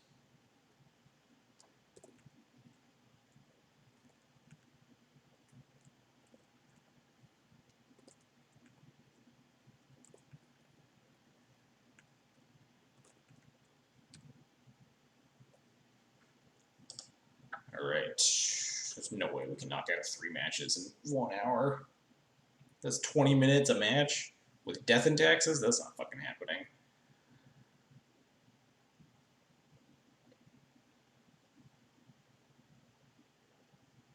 I need to start even earlier if I want to finish by 11. I need to start starting at like 8, which sucks.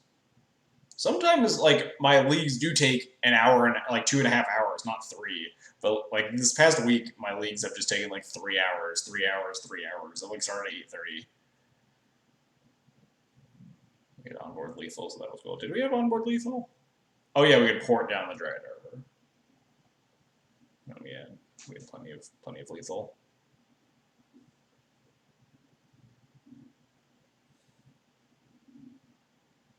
Never gonna finish the endless league. We're gonna queue into like the Mirror and then Miracles and then Grixis or something. Just play faster. That I mean, genuinely, I do need to play faster. I'm very bad at playing fast.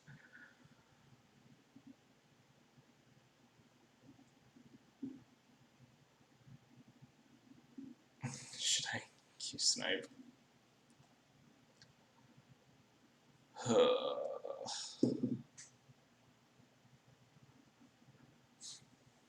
So far, Spirit Keeper's done nothing, right? And Burmaz has done close to nothing.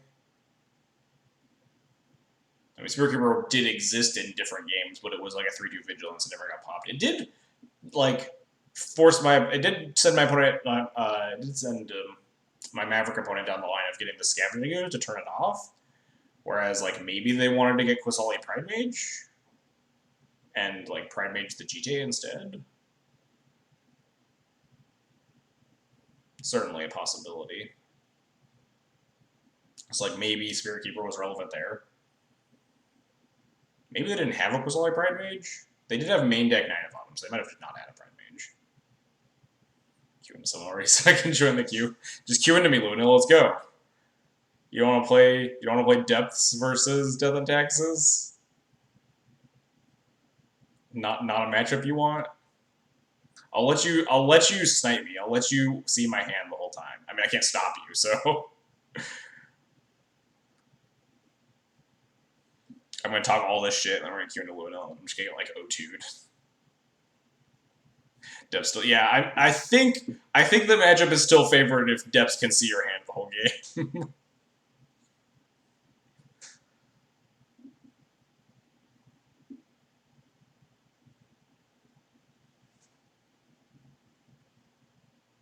Sorry, did I say Depths is still favored? I meant Doesn't Tag is still favored.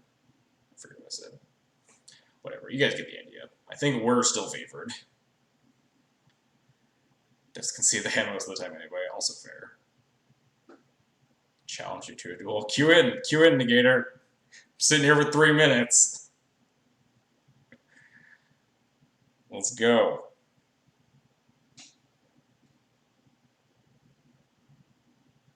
Someone fight me. Already playing. Oh, weak. Concede and then re-queue. Already playing a match is the coward's way out. You've thrown down the glove. Oh, never mind. We found someone.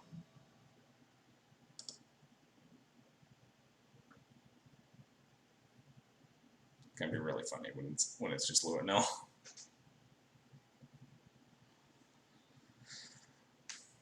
Oh no! I thought they were just like we're gonna have to like re-queue. They weren't gonna accept. Okay, no, it's not. Just some rando. Please, yeah, I would honestly, I would take it and belched. For the memes, if nothing else. I'm gonna say it's fine. Not super thrilled, especially on the draw when we have no one, but I like Volley and Stoneforge and stuff.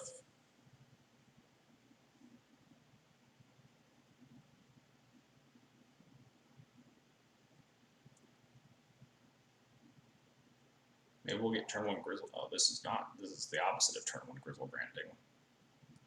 It's a matchup I want to just top deck Vile. I guess possibility it's not a matchup I want to top deck Vile. It could be a combo deck. But I'm hoping for Merit. Wait, hang on. No, I'm not. Okay, this is a combo deck. We're fine. I'm not hoping for miracles because I don't want to be here until 3 in the morning. I'm hoping this is the miracles at least. You're dead. Yeah, I'm pretty sure this is just like they're gonna Ancient Tomb show and tell me. Not getting Ancient Tomb show and tell. All right.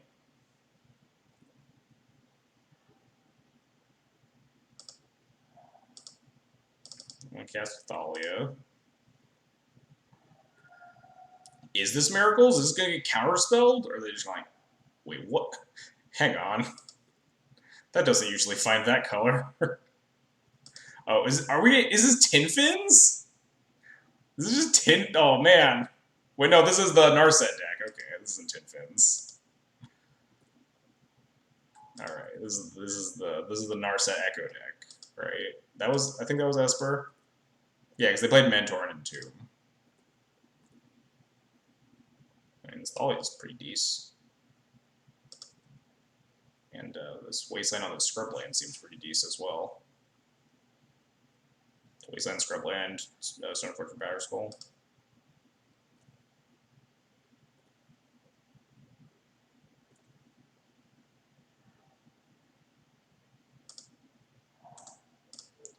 Kapow.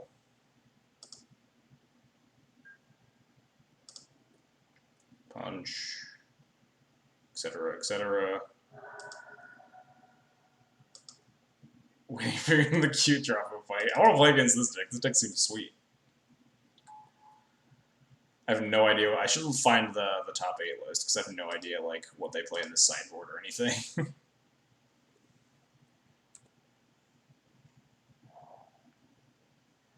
Stop hitting land drops, please. Is this casting Entomb and not putting Grizzle? Yes, that is exactly what they're doing. Deal.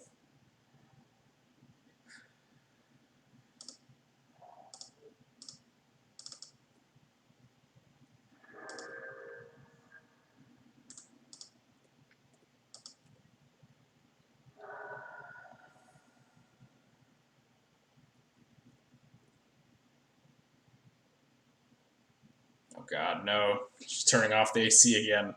We're back to dying. Oh, are we going echoing? That seems like kind of loose right now. But, I mean... Oh god, I'm against elves. Ooh, looks like we're echoing. Alright. Oh, sick. This probably seems good. Alright, I gotta pull up this list now, right? Does anyone know what their win cons are? Can I just, like, prel it and win or something? Prel on 0 seems good, right? Especially game 1. Challenge. I gotta find these deck lists.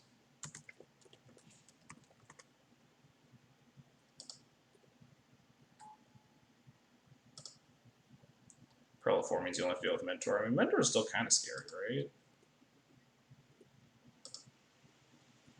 Draw like Revoker, I guess. Revoke and Prel here.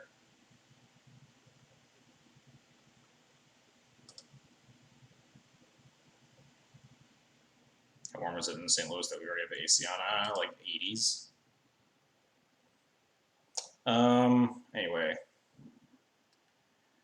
What are we doing? We're finding their deck list. Because I don't know what the fuck this deck list is. Alright, yeah, they have 2 mentors. So they're down to 1 mentor. Putting it on 0 turns off all of their stuff except for this Lion's Eye Diamond that's in play. We could just, like, Wasteland Prelate on 0. Prelate on 0 just turns off, like, all their fast mana, right? So they just, like, can't go infinite. They only have Dark Rituals. Just makes it a lot harder for them to produce a bunch of mana, right? I think Prelate on 0 is the call.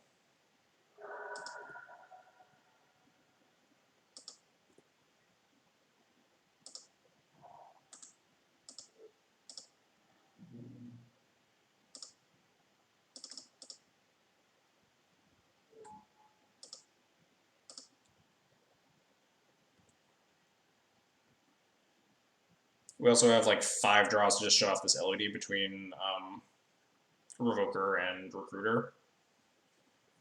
And then they're like super behind.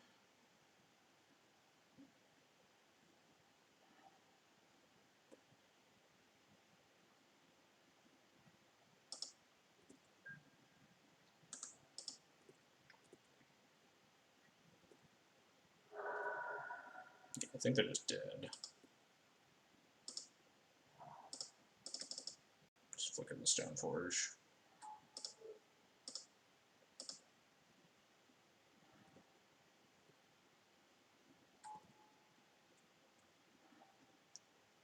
Grabbing Sword ensures that even if my opponent somehow makes a wall of Mentors, the Wisp holding a sword just kills them. But I think they're just super dead, yep. Cool. This matchup seems good, I want to say, hesitantly. Why'd you have to fun place this Force Soul? You could have tortured me. Hey, we're 2-0. I want to keep winning, okay? Gotta keep bodying people. Alright, so Chalice seems sick. Prelate seems sick. What the fuck? They probably have like Massacres on the board, right? Yeah. 2 Massacre, a Chain of Vapor, a Dark Blast, Echoing Truths. Yeah, these cards all make sense. Massacre is the card to look out for, though.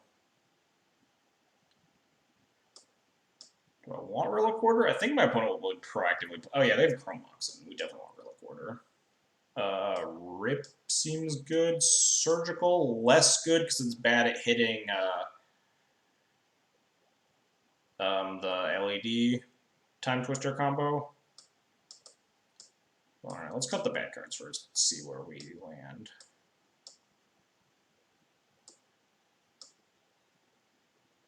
Needle for LED. Needle's intuitive than LED army.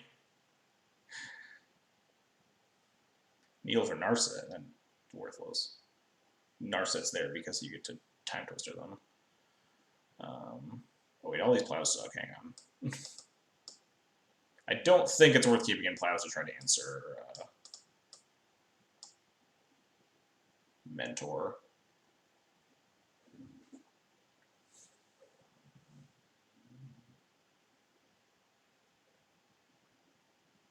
Maybe? Mom looks bad. Mom protects your things from getting like bounced. Although they do also have Massacres, which does make Mom look terrible, but we're already cutting so many cards. We like need to put in 2 cards right now. Yeah, they play Bounce Spells and Massacre. So like it's good against the Bounce Spells, bad against the Massacres. We're like missing 2 slots, so I just like bring in Beaters. I might play Swords to Plowshares to answer a Mentor. Mentor's like kind of scary. Vermez is there actually a settled sideboard for this? Like, no, I'm just going off the one that is in the challenge. I'm sure it's like being tweaked a bunch. Just do that. Play 1 plow, the Miser's Plow. Just playing around White Boy stream.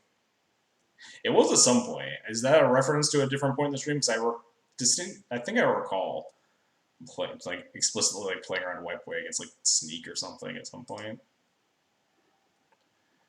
I feel like this hand doesn't do enough. Rogue LED is good. I don't know if it's this good. Alright, this hand seems better. Scry, Chalice at the top. Nah, fuck off, Flicker Wisp. I'm probably not going to play around White Boy unless I can afford to, obviously.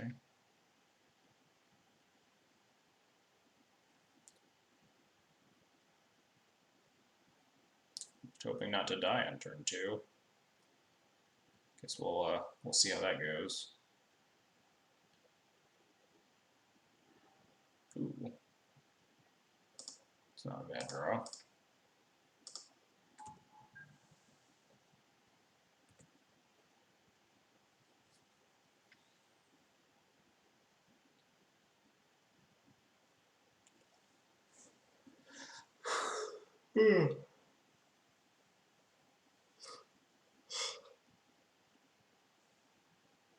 This person was playing 2 Price of Betrayal on their sideboard. What on earth for? Alright, we get to play Thalia at least. And it might get massacred, but nah, fuck. But it might not.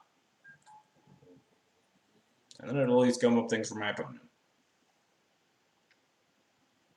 Oh, nice. This is just a 2-mana Brainstorm. Deal.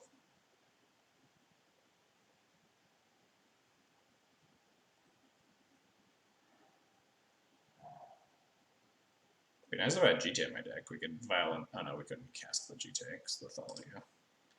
Never mind, I'm bad.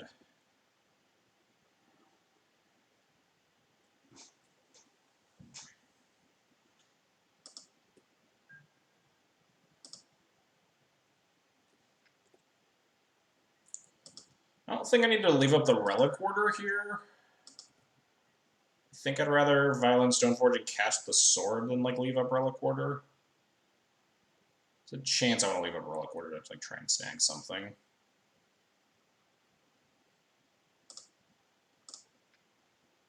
I think this plays nicer because it sets me up nicely for protecting the Thalia next turn.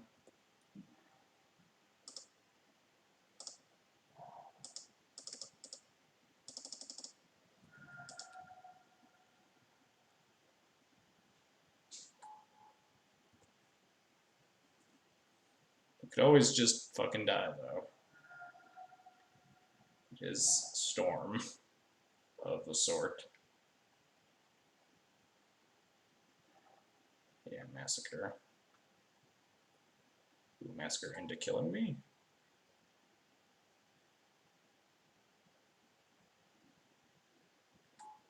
Looks like we're doing the Time Twister. We are echoing. Oh, wait, hang on. I should own F6. We do have a Surgical in our hand, which is not irrelevant. Also, if we're dead, we can at least see their deck. Ooh, looks like we might be dead.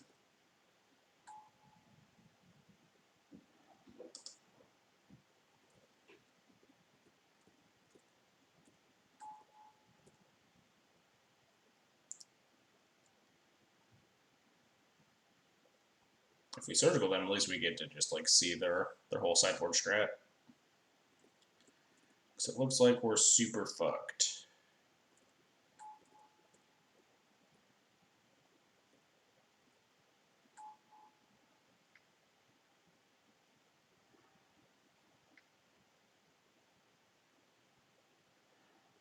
Oh, that's a Lethal Tendrils, alright.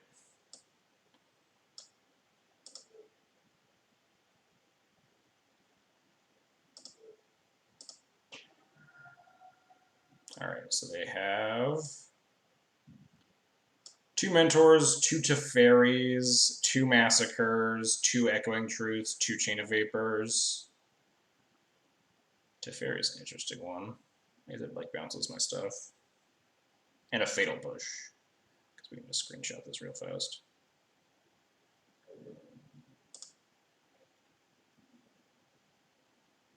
Where'd my screenshot? Oh, there it is. Take a screenshot of this mess. And concede.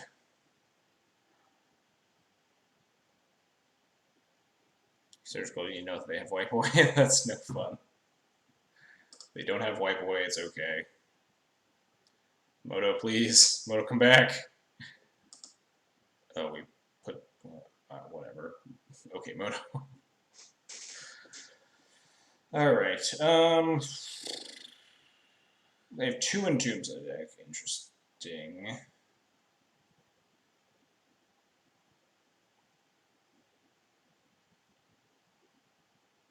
Look like they shaved Chromoxin.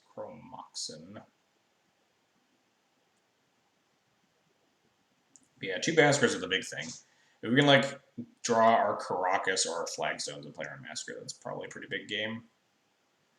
Or just, like, slam Chalice on 0. Don't think we want any things. It's possible we want, like, Spirit Keeper instead of the Plow. Spirit Keeper just, like, makes a board into a Massacre. It's usually, like, Massacre and then go off, right?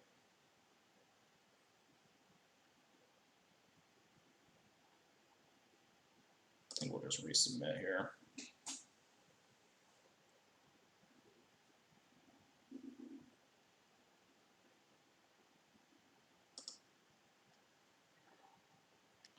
I'd love to play first.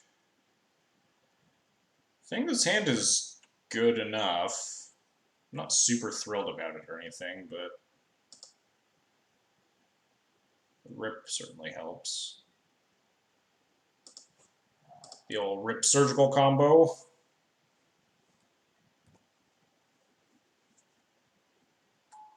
Oh. Hang on.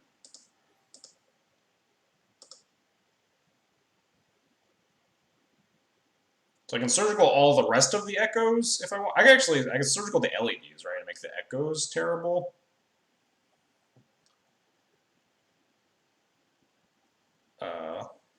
What do I surgical here? It's probably not the echoes, right?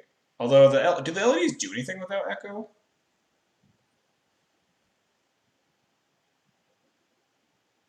They have 3 mana floating. Haven't even played a land drop yet.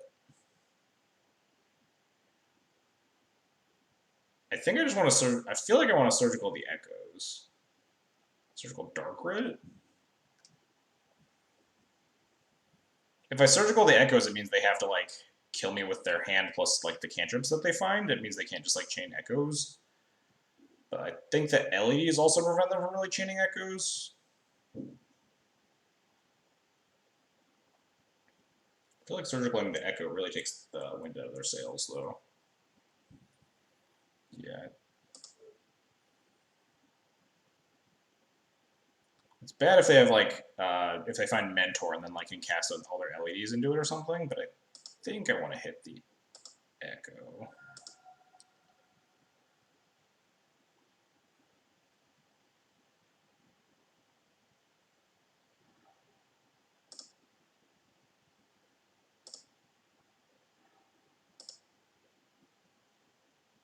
They have 3 Mentors in their deck. Oh, they did have 3 before. Looks like they cut the Teferis for more Chrome Moxen. They're trying to go fast, I guess. Like brought in another Narset or something. Whatever. I'll let them go off. I got nothing. We draw 1 of Plow and then they have Mentor and then we just get them. Hope they just beef it. Find nothing. That would be nice. Oh, we found the searchable again. This hand kind of blows, though. I guess I should not auto yield because we could cast a surgical a second time.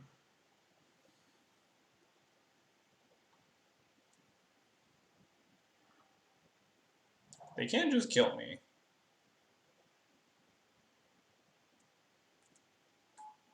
If they can find enough storm, they just have a tendrils.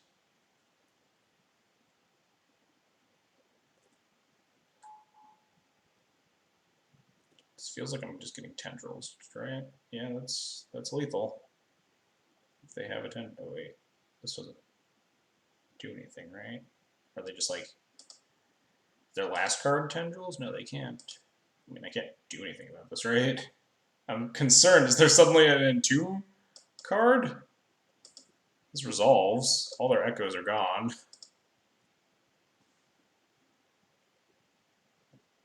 But like now they don't. Yeah, they don't have. No, they do still. They do still have mana. They have enough mana for tendrils. If this card is tendrils, then this echo is just playing around me. Like, yeah, they just get delta. Oh god. Wait.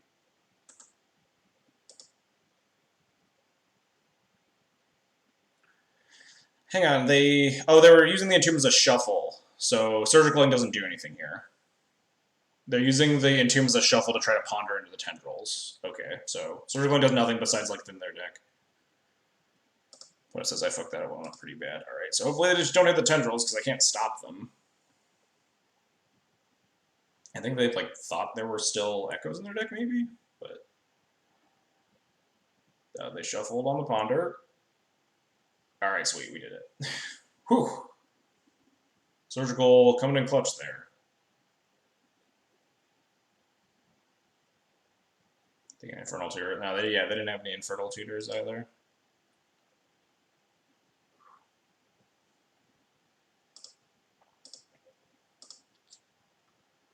Alright, we did it.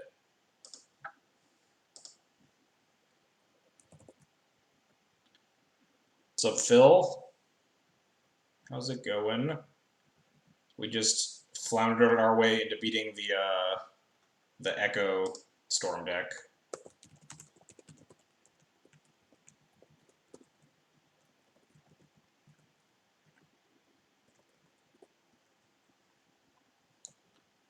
Probably just gonna play Elves in the playoff because I have a lot of experience and I got a couple new cards. Don't do it. No one wants to see Elves in the playoffs. Elves is a terrible deck and no one should play it.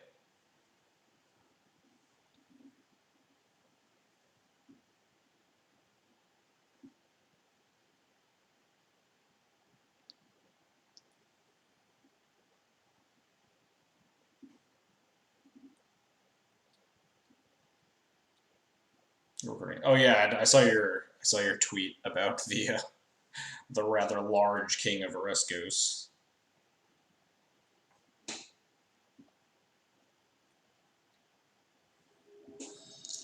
All right, let us jam our fourth match here. Oh no, we forgot to queue into Negator. I feel like this hand is keepable. It's a lot worse on the draw than on the play, but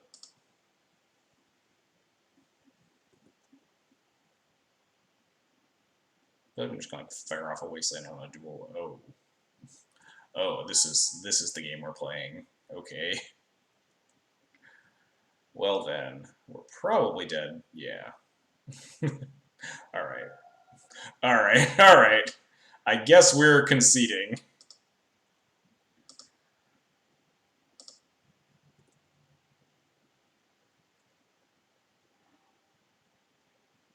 All right. Well, my opening hand did not matter.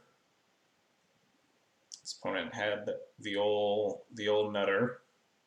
I did ask for faster games. I do appreciate this, as I get my entire being plastered against a wall as my opponent savagely demolishes me. All right. Well. Wow. Didn't find a Faithless Looting. Unlucky. There are in fact Cabal therapies and multiple Bridge from Belows. All right.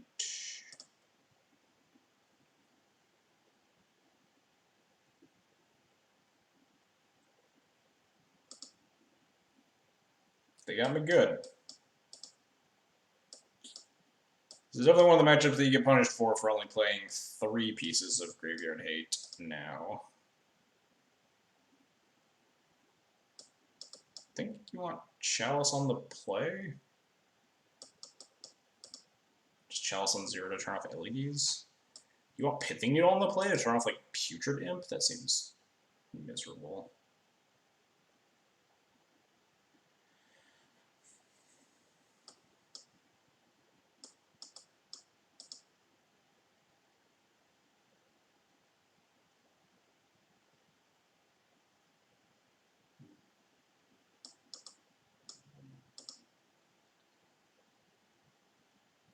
This is where the Savvy Golems player drops a port and a vial.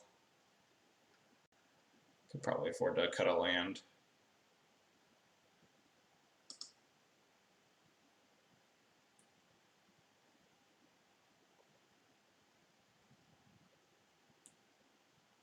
They can't do that turn 1 because they play Bazaar as the only discard outlet. So we got even more vintaged than vintage. Do we want multiple Prowls? Should probably even like do a lot. Prowling on 1 is okay because it like shuts off the therapies, I guess. But it's also very slow at that job. Don't really know how I want to be sideboarding.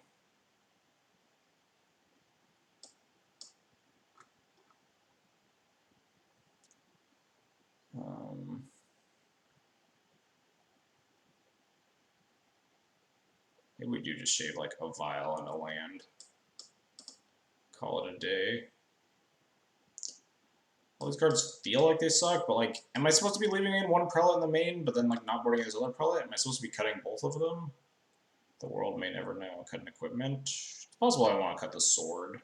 GTA is obviously great at breaking bridges, and Battle School's good at like blocking things. I just don't think this prelate's fast enough, but if that's true, then do I want this other prelate? Yeah.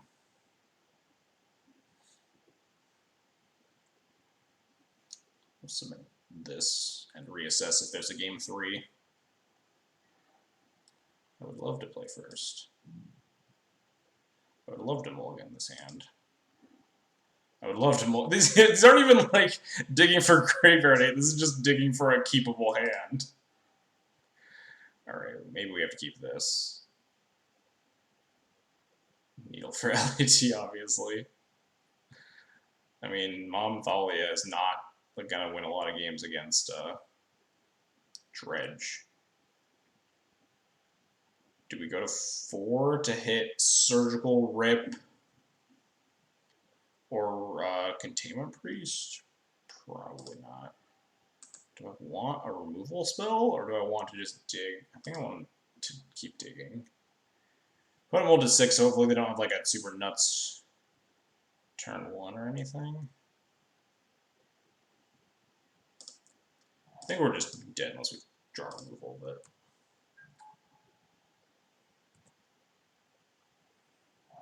I don't think a single plow is going to go the distance. Never mind, we're getting killed.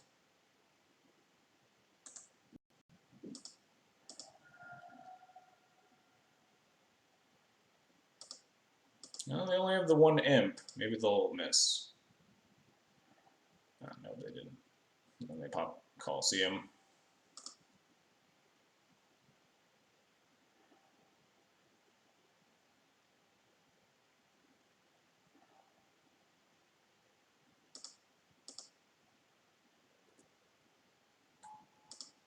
Alright, so if we draw like exactly Rip or Containment Priest, we're okay, right?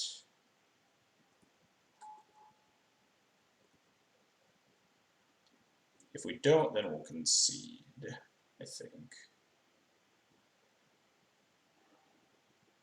Yep, names rest in peace.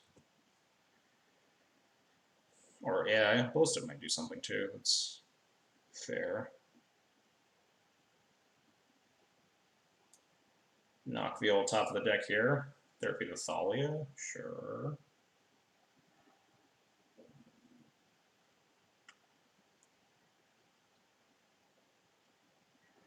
Yeah, well, that is an Umezawa's GTA, which is not quite good. Actually, do they have an Icarid?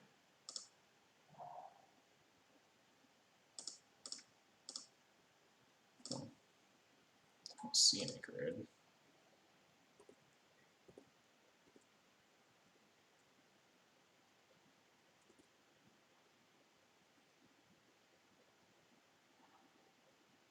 Another Narc. We need... Oh, there's a Hogak now? Okay, we might be dead. We could draw Caracas to be the Hogak, but that's about it.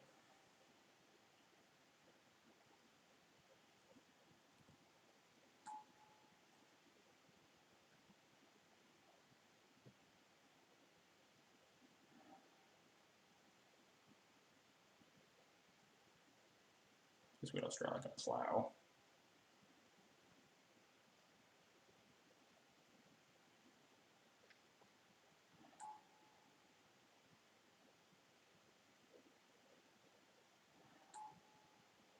Oh, right, they can just, like, make infinite zombies. Never mind, we're dead. Yeah, alright. Wait, no, they can make infinite because they have to sack them to therapies, right? And this is the last therapy, I think.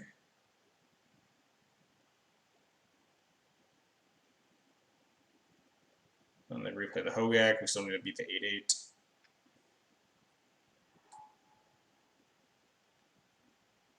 Yeah, I don't think we're winning. Alright. Well, as for faster games, that definitely gave me faster games. Maybe we will be done by 11 for once. For once in our goddamn lives. Dredge on the list.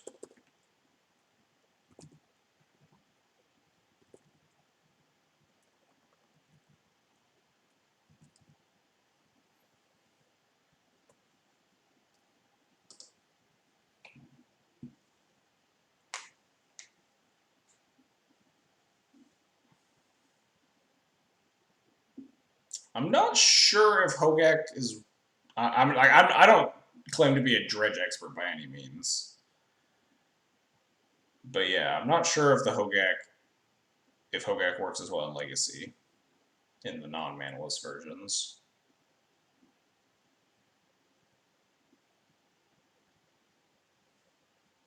It definitely synergizes with like being able to like sack it repeatedly to like therapies or whatever and just make a million zombies.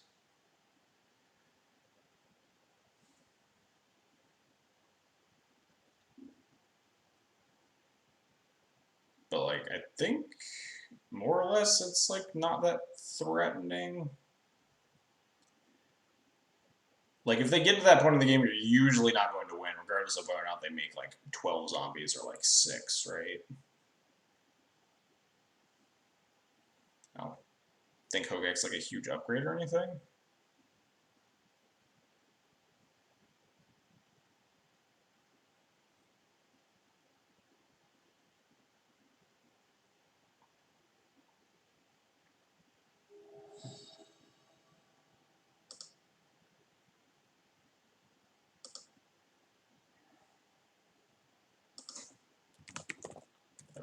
Oh yeah. Oh hey. What a day. D. Neely and Max.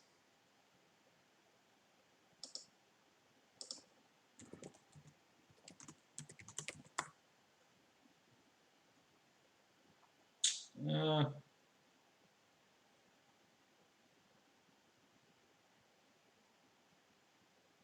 go Max. Rude. I think we'll keep this. I wonder if Max is on Bomberman. If so, this hand is a little weak, but he could be on anything.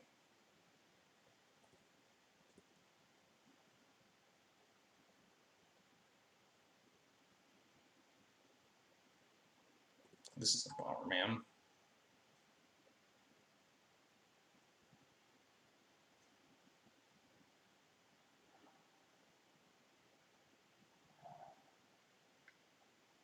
This is that Karn deck. That's certainly not good for my place.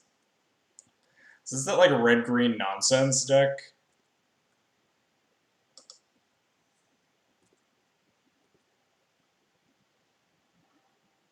That's certainly not a good draw. What if I cast a Thalia into this Renin 6? Seems not good. We have double Thalios. This thing ticking up doesn't really do a lot. No. Let it tick up.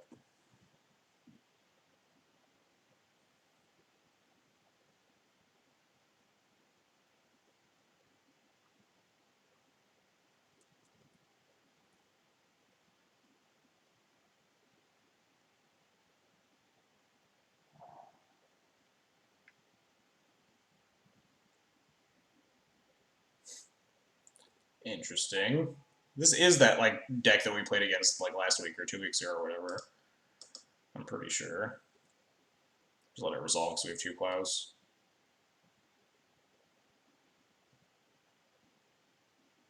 Don't want to let him see whatever card we draw. Please take a Thalia. Yep. Run ticks up.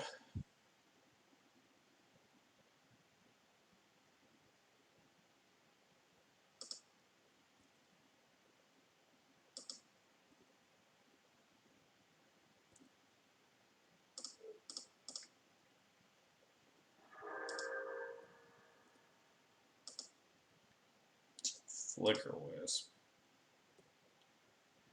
Not things that really do a lot in the face of a Renin 6. If things taking up to 6 next turn, we'll play a thing and equip it. Then take it up to 7. Okay, so we play out the sword on. Hopefully this is good enough. Hope we don't get like Karned. We also like Flicker the Ren if we really need to.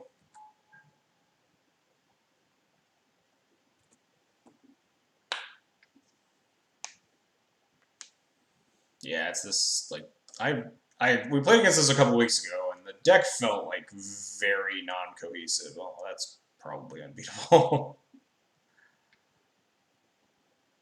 It's like felt like a very weird like the Ancient Strings Chalice, and then like the Renin 6 Soul Land deck.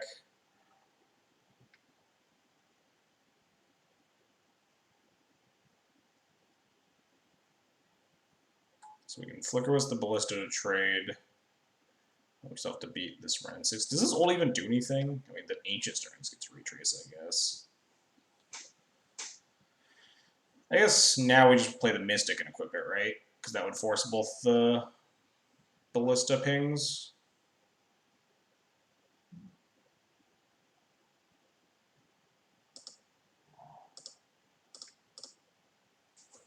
Let's get like Batter Skull, I guess. We're 1 mana away from casting it.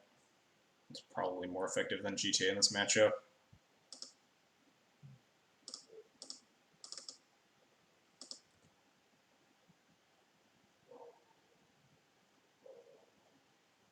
Yeah, because if anything, we want to save the Wisp to at least prevent this Ren 6 from like demolishing my life. If we draw a 5th land, we can also just Wisp and equip it, so it's immune to the Ren.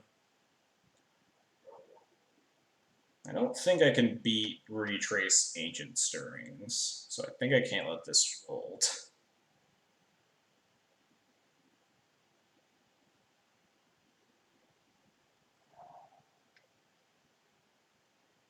Okay, yeah, we're dead.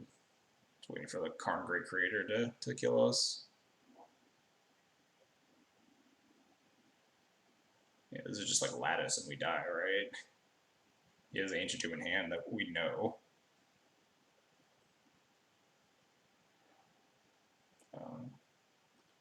Sure. It doesn't have to be Lattice yet. So next turn we Wisp this Ren, I get Latticed. And we can't equip the sword because the Karn. I guess technically we can Wisp the Ren and play the Thalia, which is still like horrendous.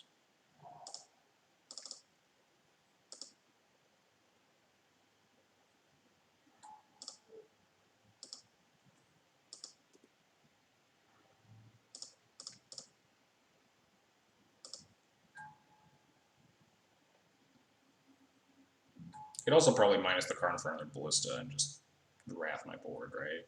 Well, it probably doesn't need to because the Ren's already half of a Wrath.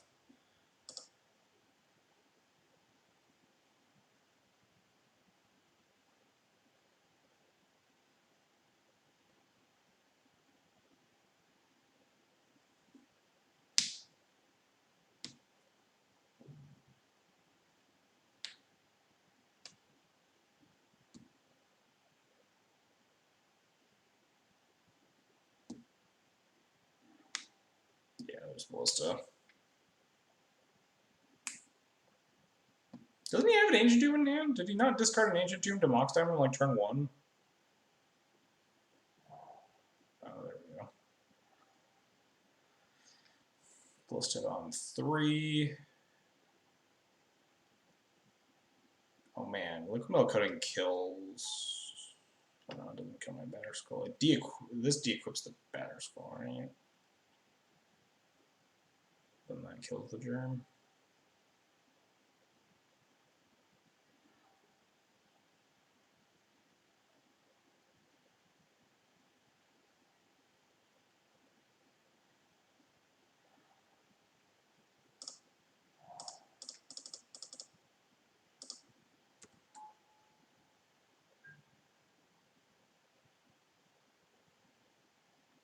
I'm scared of changing and thus of this new meta. Legacy hasn't seen so many new cards since I just that's true. Legacy is like totally floundering right now. Legacy's all over the place. TKS, alright. Do we concede to that? Probably. Suppose we can still draw stuff at this point. If we draw, no, we can't draw one removal spell because the Ballista just chump blocks. So we can't like draw a removal spell and attack with our Batter Skull.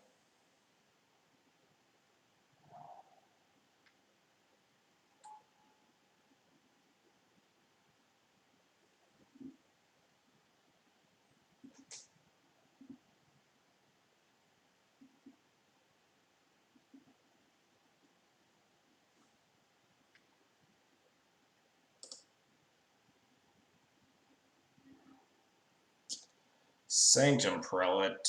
Alright, I don't know this game. I think we're just totally hosed and have been for a while.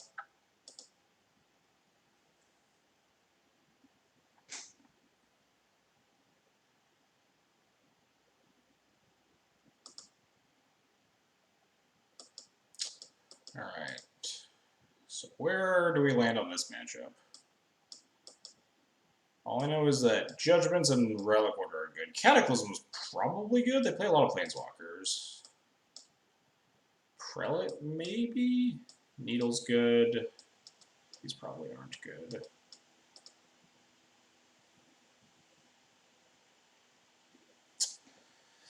I think Mother of Ruin sucks. It's good against like exactly Ren, and it's also like bad against Ren because it's a 1 toughness creature.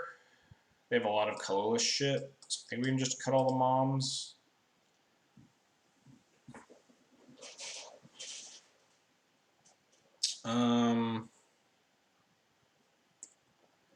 Thalia seems weak, both against Ren and just in general. Like, they're a big mana deck. They do have a lot of non-creature spells to tax, but in general, I just don't really see see it being that powerful. I can see just this. Do I want second Prelate? If so, what would I cut?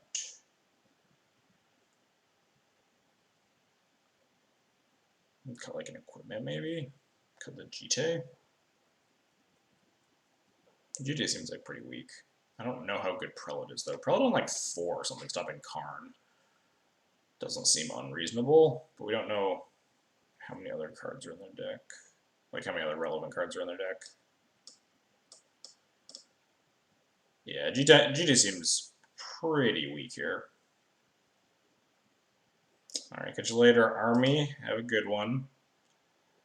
I think we'll just submit like this.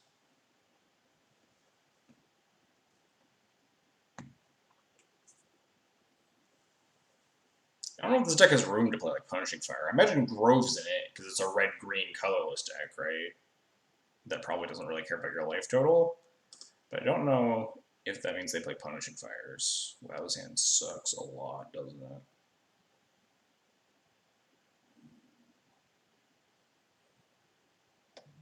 Council Judgment's like good. I don't think it's this good. Okay, this hand's better. And we want a 3rd land so we can cast our Council's Judgment. This hand is much better against turn 1 Ren and 6, that's for sure.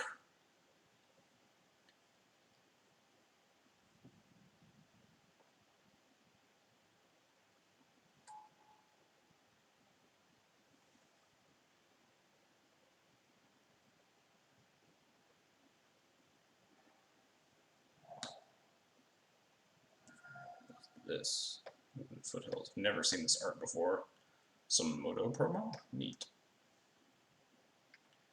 This run has been great for you, it's been amazing for me. I've put it into play like twice, and never against a Delver deck. It was once in the mirror and once against Four-Color Loam today. So I've yet to... Can we stop getting turn 1 Rend, please? Max, can you stop? It's pretty rude. I think I'm just gonna grab Batterskull.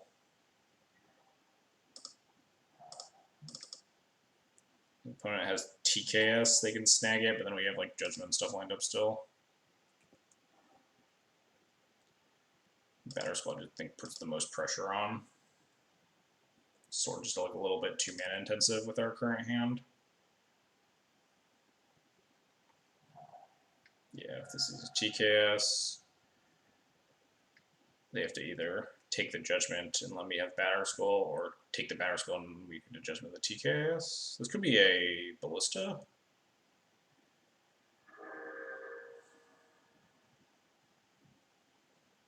What if I Judgment the Ren next turn instead of playing Brimaz? If this is like Ballista for 2. And they clear the Stoneforge.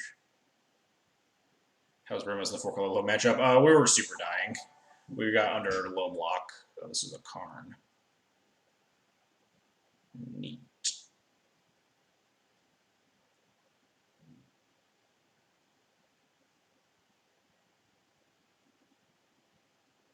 How much do I have to respect just getting latticed next turn?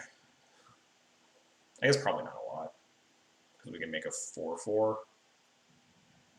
And we would have the Stoneforge to clear the Karn at 1.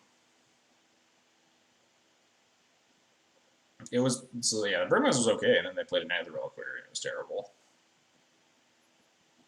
What do they grab here? Ballista? Bridge? Coding? Sure.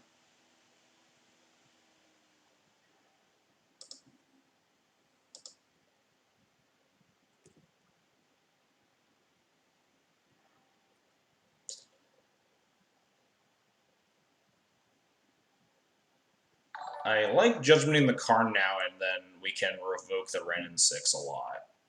I actually like that a lot now. No, especially now that we do this revoker. Wakeside 180 thinks I follow. Also, NY Guy 800 thinks I follow.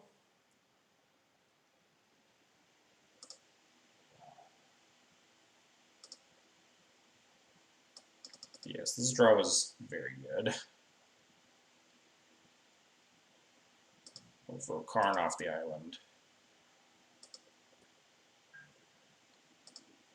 I'm going to attack the ranks. I still want it off the board.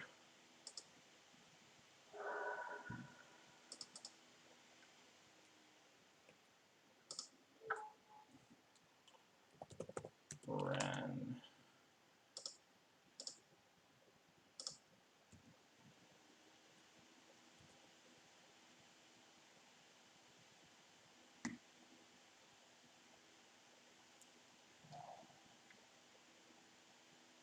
Second card? No, thought not. We got 2 good cards at least. I imagine it's the Batter Skull, though. Burmaz has trouble attacking into a Thanatos here.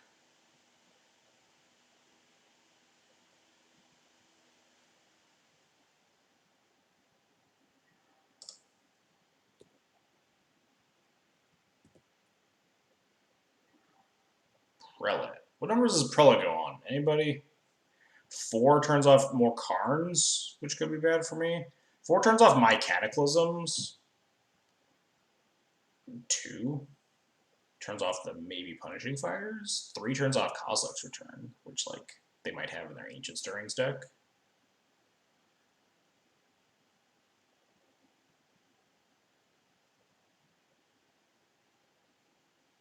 Why does everyone want 2? We haven't seen a Punishing Fire yet, right?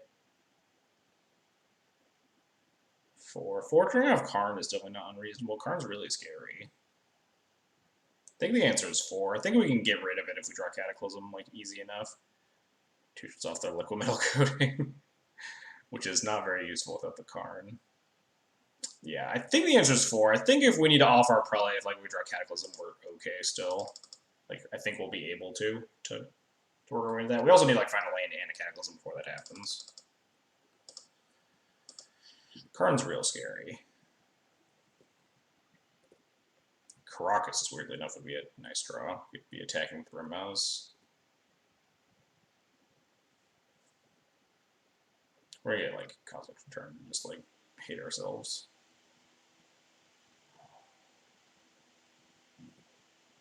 Odo, please. Stay alive. Bridge, huh? Alright, alright, alright.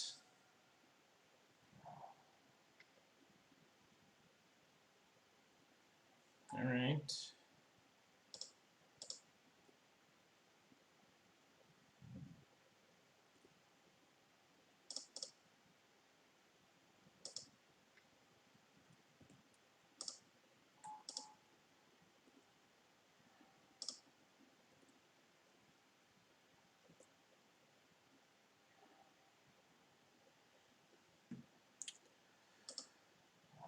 I mean, we can attack here. It doesn't do anything. I think we're just sitting on our hands, trying to find like a plow for this Thought Knot or something. Porting this Ancient Tomb.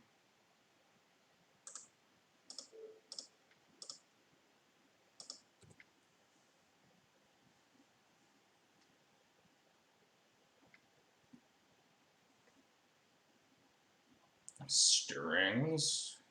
Alright, Spyglass, sure. Spyglass, sure. Name Vile, maybe?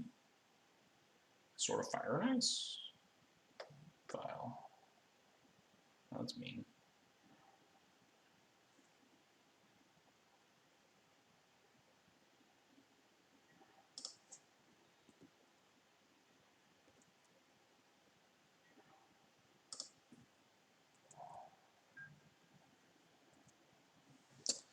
I don't really know what the end game is here for either of us.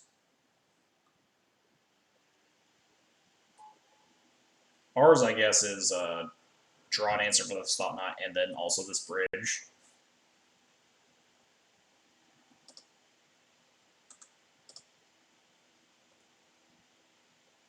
Palace Jailer would be a sick draw. I think I'm supposed to Wasteland this Ancient Tomb. Possibility that I don't even want to play it. I want to be like sandbagging lands for a Cataclysm in the future. But I have no idea how far the curve goes up on this deck. Also, this does cut them off of colorless mana, which is relevant if like want to cast more Thought Knots or something. Never mind.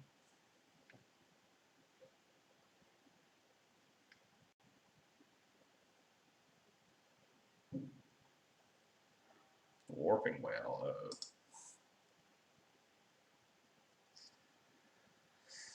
Uh-oh.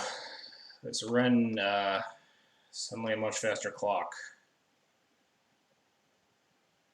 We're gonna draw Cataclysm. My Prell's gonna turn it off. I'm gonna feel like a complete idiot. You know.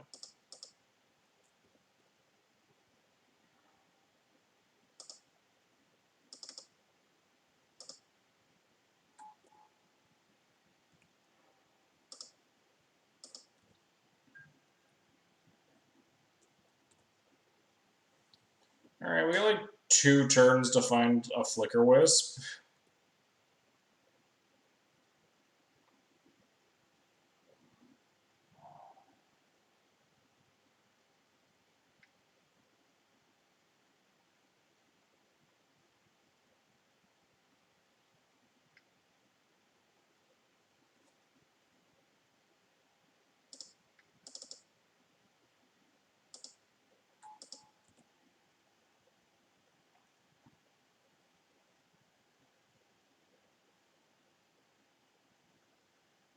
Really level up Palace Jailer here. That would be a sick draw. Help us dig to the stuff that matters. Or just draw the stuff that matters. That would also be nice.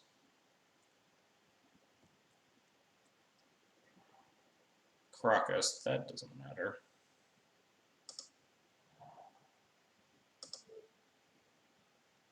I think I'm suiting up the Stoneforge. I think I'm suiting up the Prelate. So I have more things to like attack this Rodent 6 into. Assuming I draw like exactly Flicker Wisp next turn to flicker out this bridge, I want to throw as much as I can at the Wren. Prelate trading for Thought Knot's probably fine. Versus if I equip the Brim as this gets blocked and then I just like this gets blocked and hit it with like Peddlers. At least I guess it's like the same outcome. It probably doesn't matter a huge amount.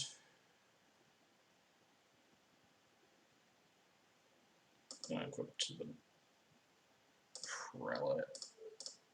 Maybe Crocs just like save the Brimmouse. Again, predicated on drawing exactly Council's Judgment or Flicker Wisp next turn.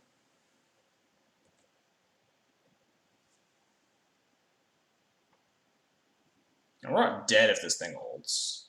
I mean, a bunch of infinite warping whales. That's not great.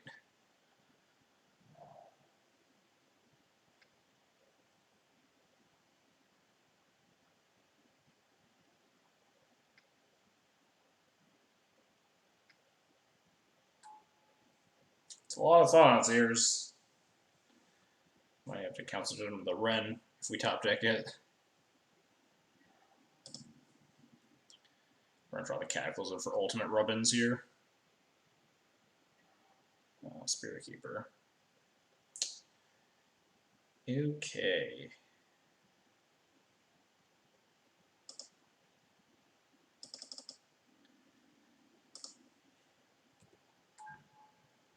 All right.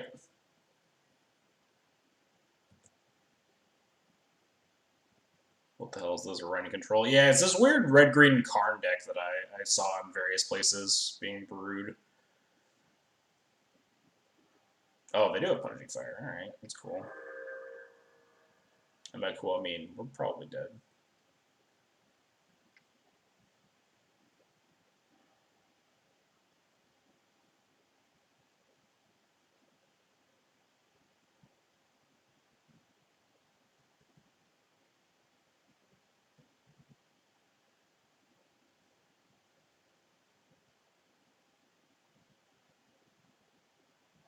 Ticks up to 8. All right. I mean, I guess Ren's emblem is definitely better if you get to keep a Ren in play. Draw an extra spell every turn. Let's draw a Council's Judgment and then die to this Punishing Fire.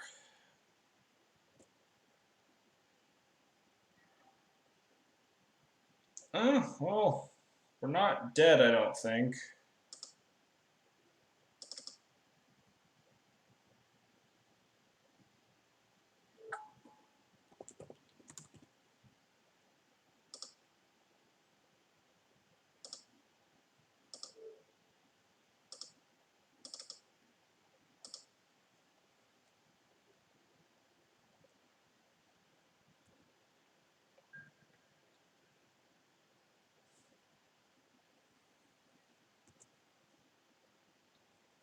Alright, we're back to this game, I guess. Prismatic Vista. Oh, I guess it fetches Waste, right? I'm just gonna like P-Fire the rest of my board here. It turns on my Cataclysms, though. Ugh.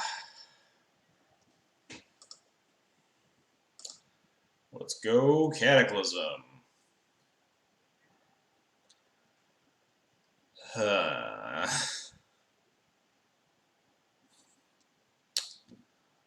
What do we do with this?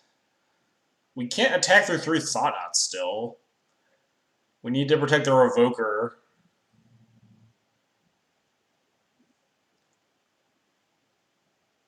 Pop our Spirit Keeper for like 4 spirits probably isn't enough versus Punishing Fire Engine. Do we just pass the turn, or do I just kill the bridge? Take the Ren before something horrid happens? But they're going to have a little bit of a tough time getting this Revoker off the table. I guess, like, finding out Karn makes it come off the table immediately. But, like, is that playing not to lose or playing to win? Because I think if we play to win, we want to take this Ensnaring Bridge, right?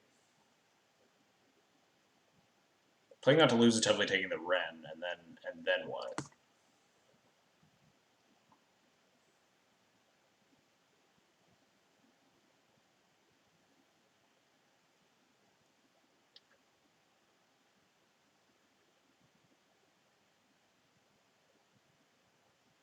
I think it's the bridge, but I'm definitely not sure. We're super far behind.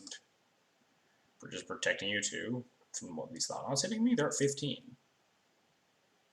And we have like a Hallowed Spirit Keeper. If they attack with a bunch of Thought-Knots, we just like crush them, right? I'll go for the bridge. See what happens.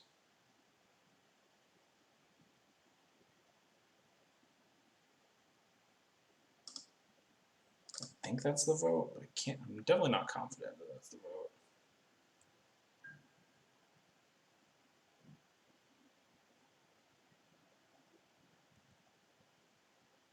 I wastelanded my Caracas. I shouldn't have played that. I think I played the Caracas into like onboard Ren and 6+ Wasteland. Like if I had a Caracas here, I'd definitely be a little bit better. That was this Ballista. Can't be a Ballista, right? Ballista kills my Revoker.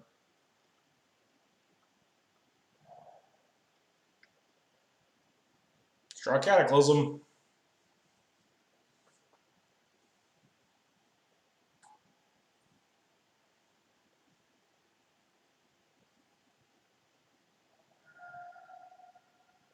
Ping down the Revoker.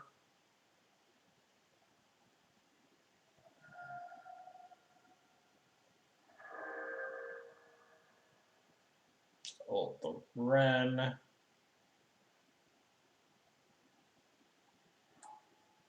Yep. Oh god, this Ren emblem is hideous. That's so horrifying. Let's get zoomed in on Ren here. Cataclysm, let's go. Right off the top. Alright, Aether Vial. Solid. Solid. I dig it.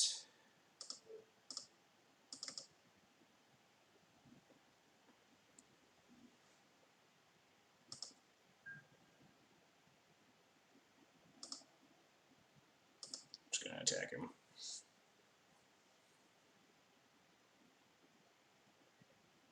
The faster we draw into this, I'm just gonna...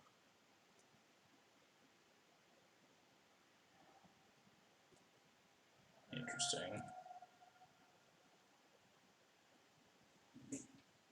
I guess he just has, like, infinite Ancient Stirrings.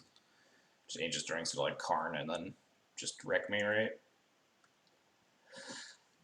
I can't beat just, like, Stirrings 900 times into Karn. Yeah.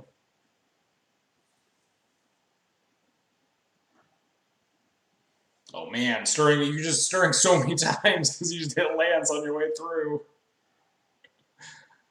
That's actually pretty hilarious. This is just like 100% finding this Karn. Opponent storming off here. There's a second bridge. That'll be difficult for him to beat spirits. I think he beat 5 spirits, which is the current number. I think we're also just going to get latticed.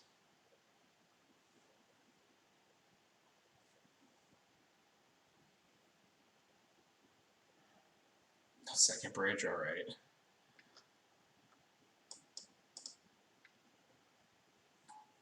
Yep.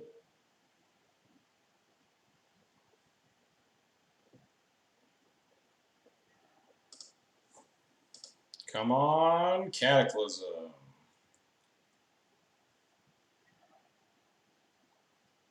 So I can't cast Cataclysm if I plow the Thought Knot, so I guess I'll just wait on it for now. I'll plow an end step or something.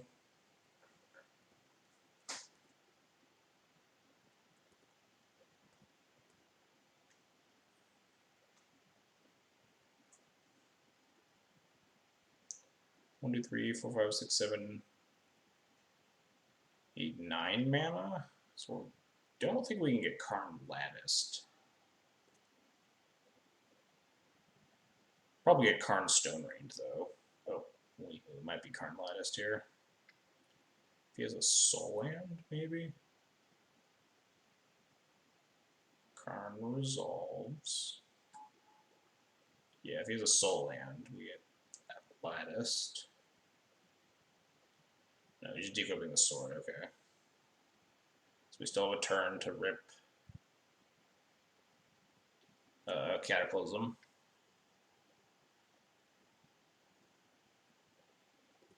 Oh, please, I've never wanted a Cataclysm more in my whole life.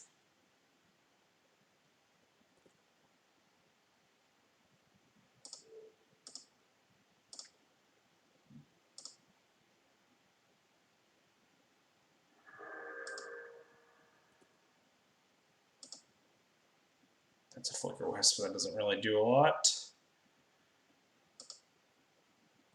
Look, Metal's a port. Oh yeah, look, Metal's a port, isn't it?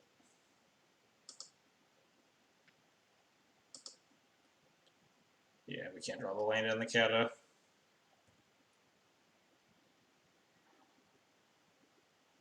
And now we just get latticed, right? There's something we can do about it. Flicker Wisp ain't doing shit.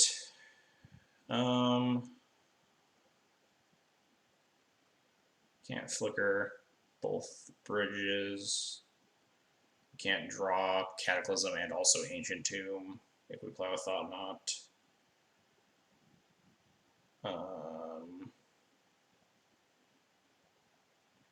Yep, I think we're... I guess we could draw like a Revoker and stay alive, right? We wouldn't stay alive though, because you just punish you by the Revoker and we die.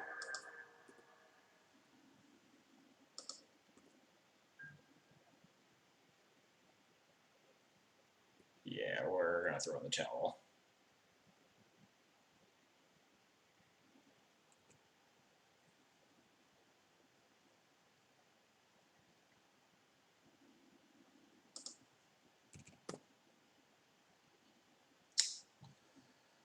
Lettuce.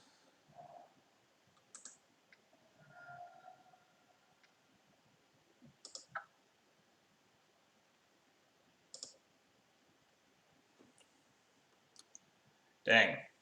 Trying to find those cataclysms. Definitely a matchup for them. Yeah, I'll take 3-2.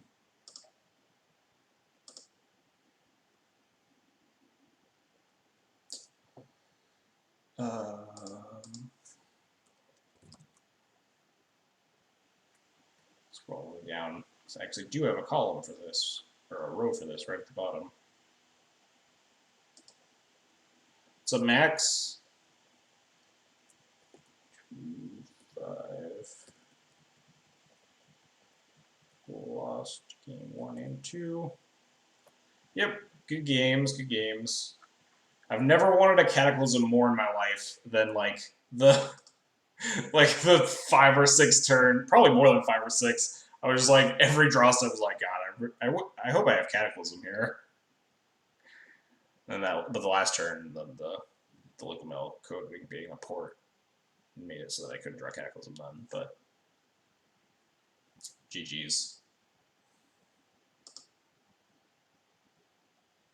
Cataclysm is a bad word. Cataclysm is a great word. We're playing 3 for a reason. Yeah, of course. Yeah, it's not like you could like afford to play around, or otherwise I could start like attacking with my creatures. But anyway, we're gonna wrap it up here. Thanks for the games. Find someone streaming. Holy shit, 3. Yeah, we were drawn for it. We had a plan, and it was pray to the top deck gods.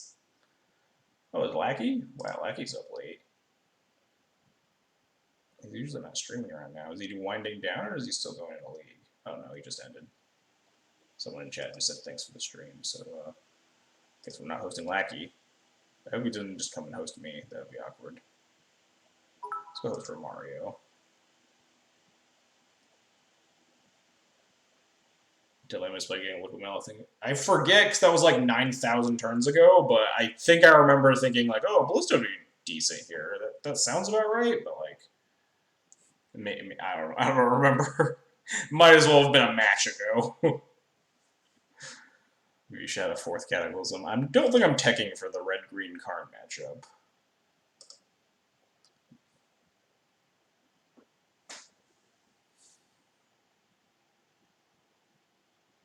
Didn't expect to lose the card, of course. Oh yeah.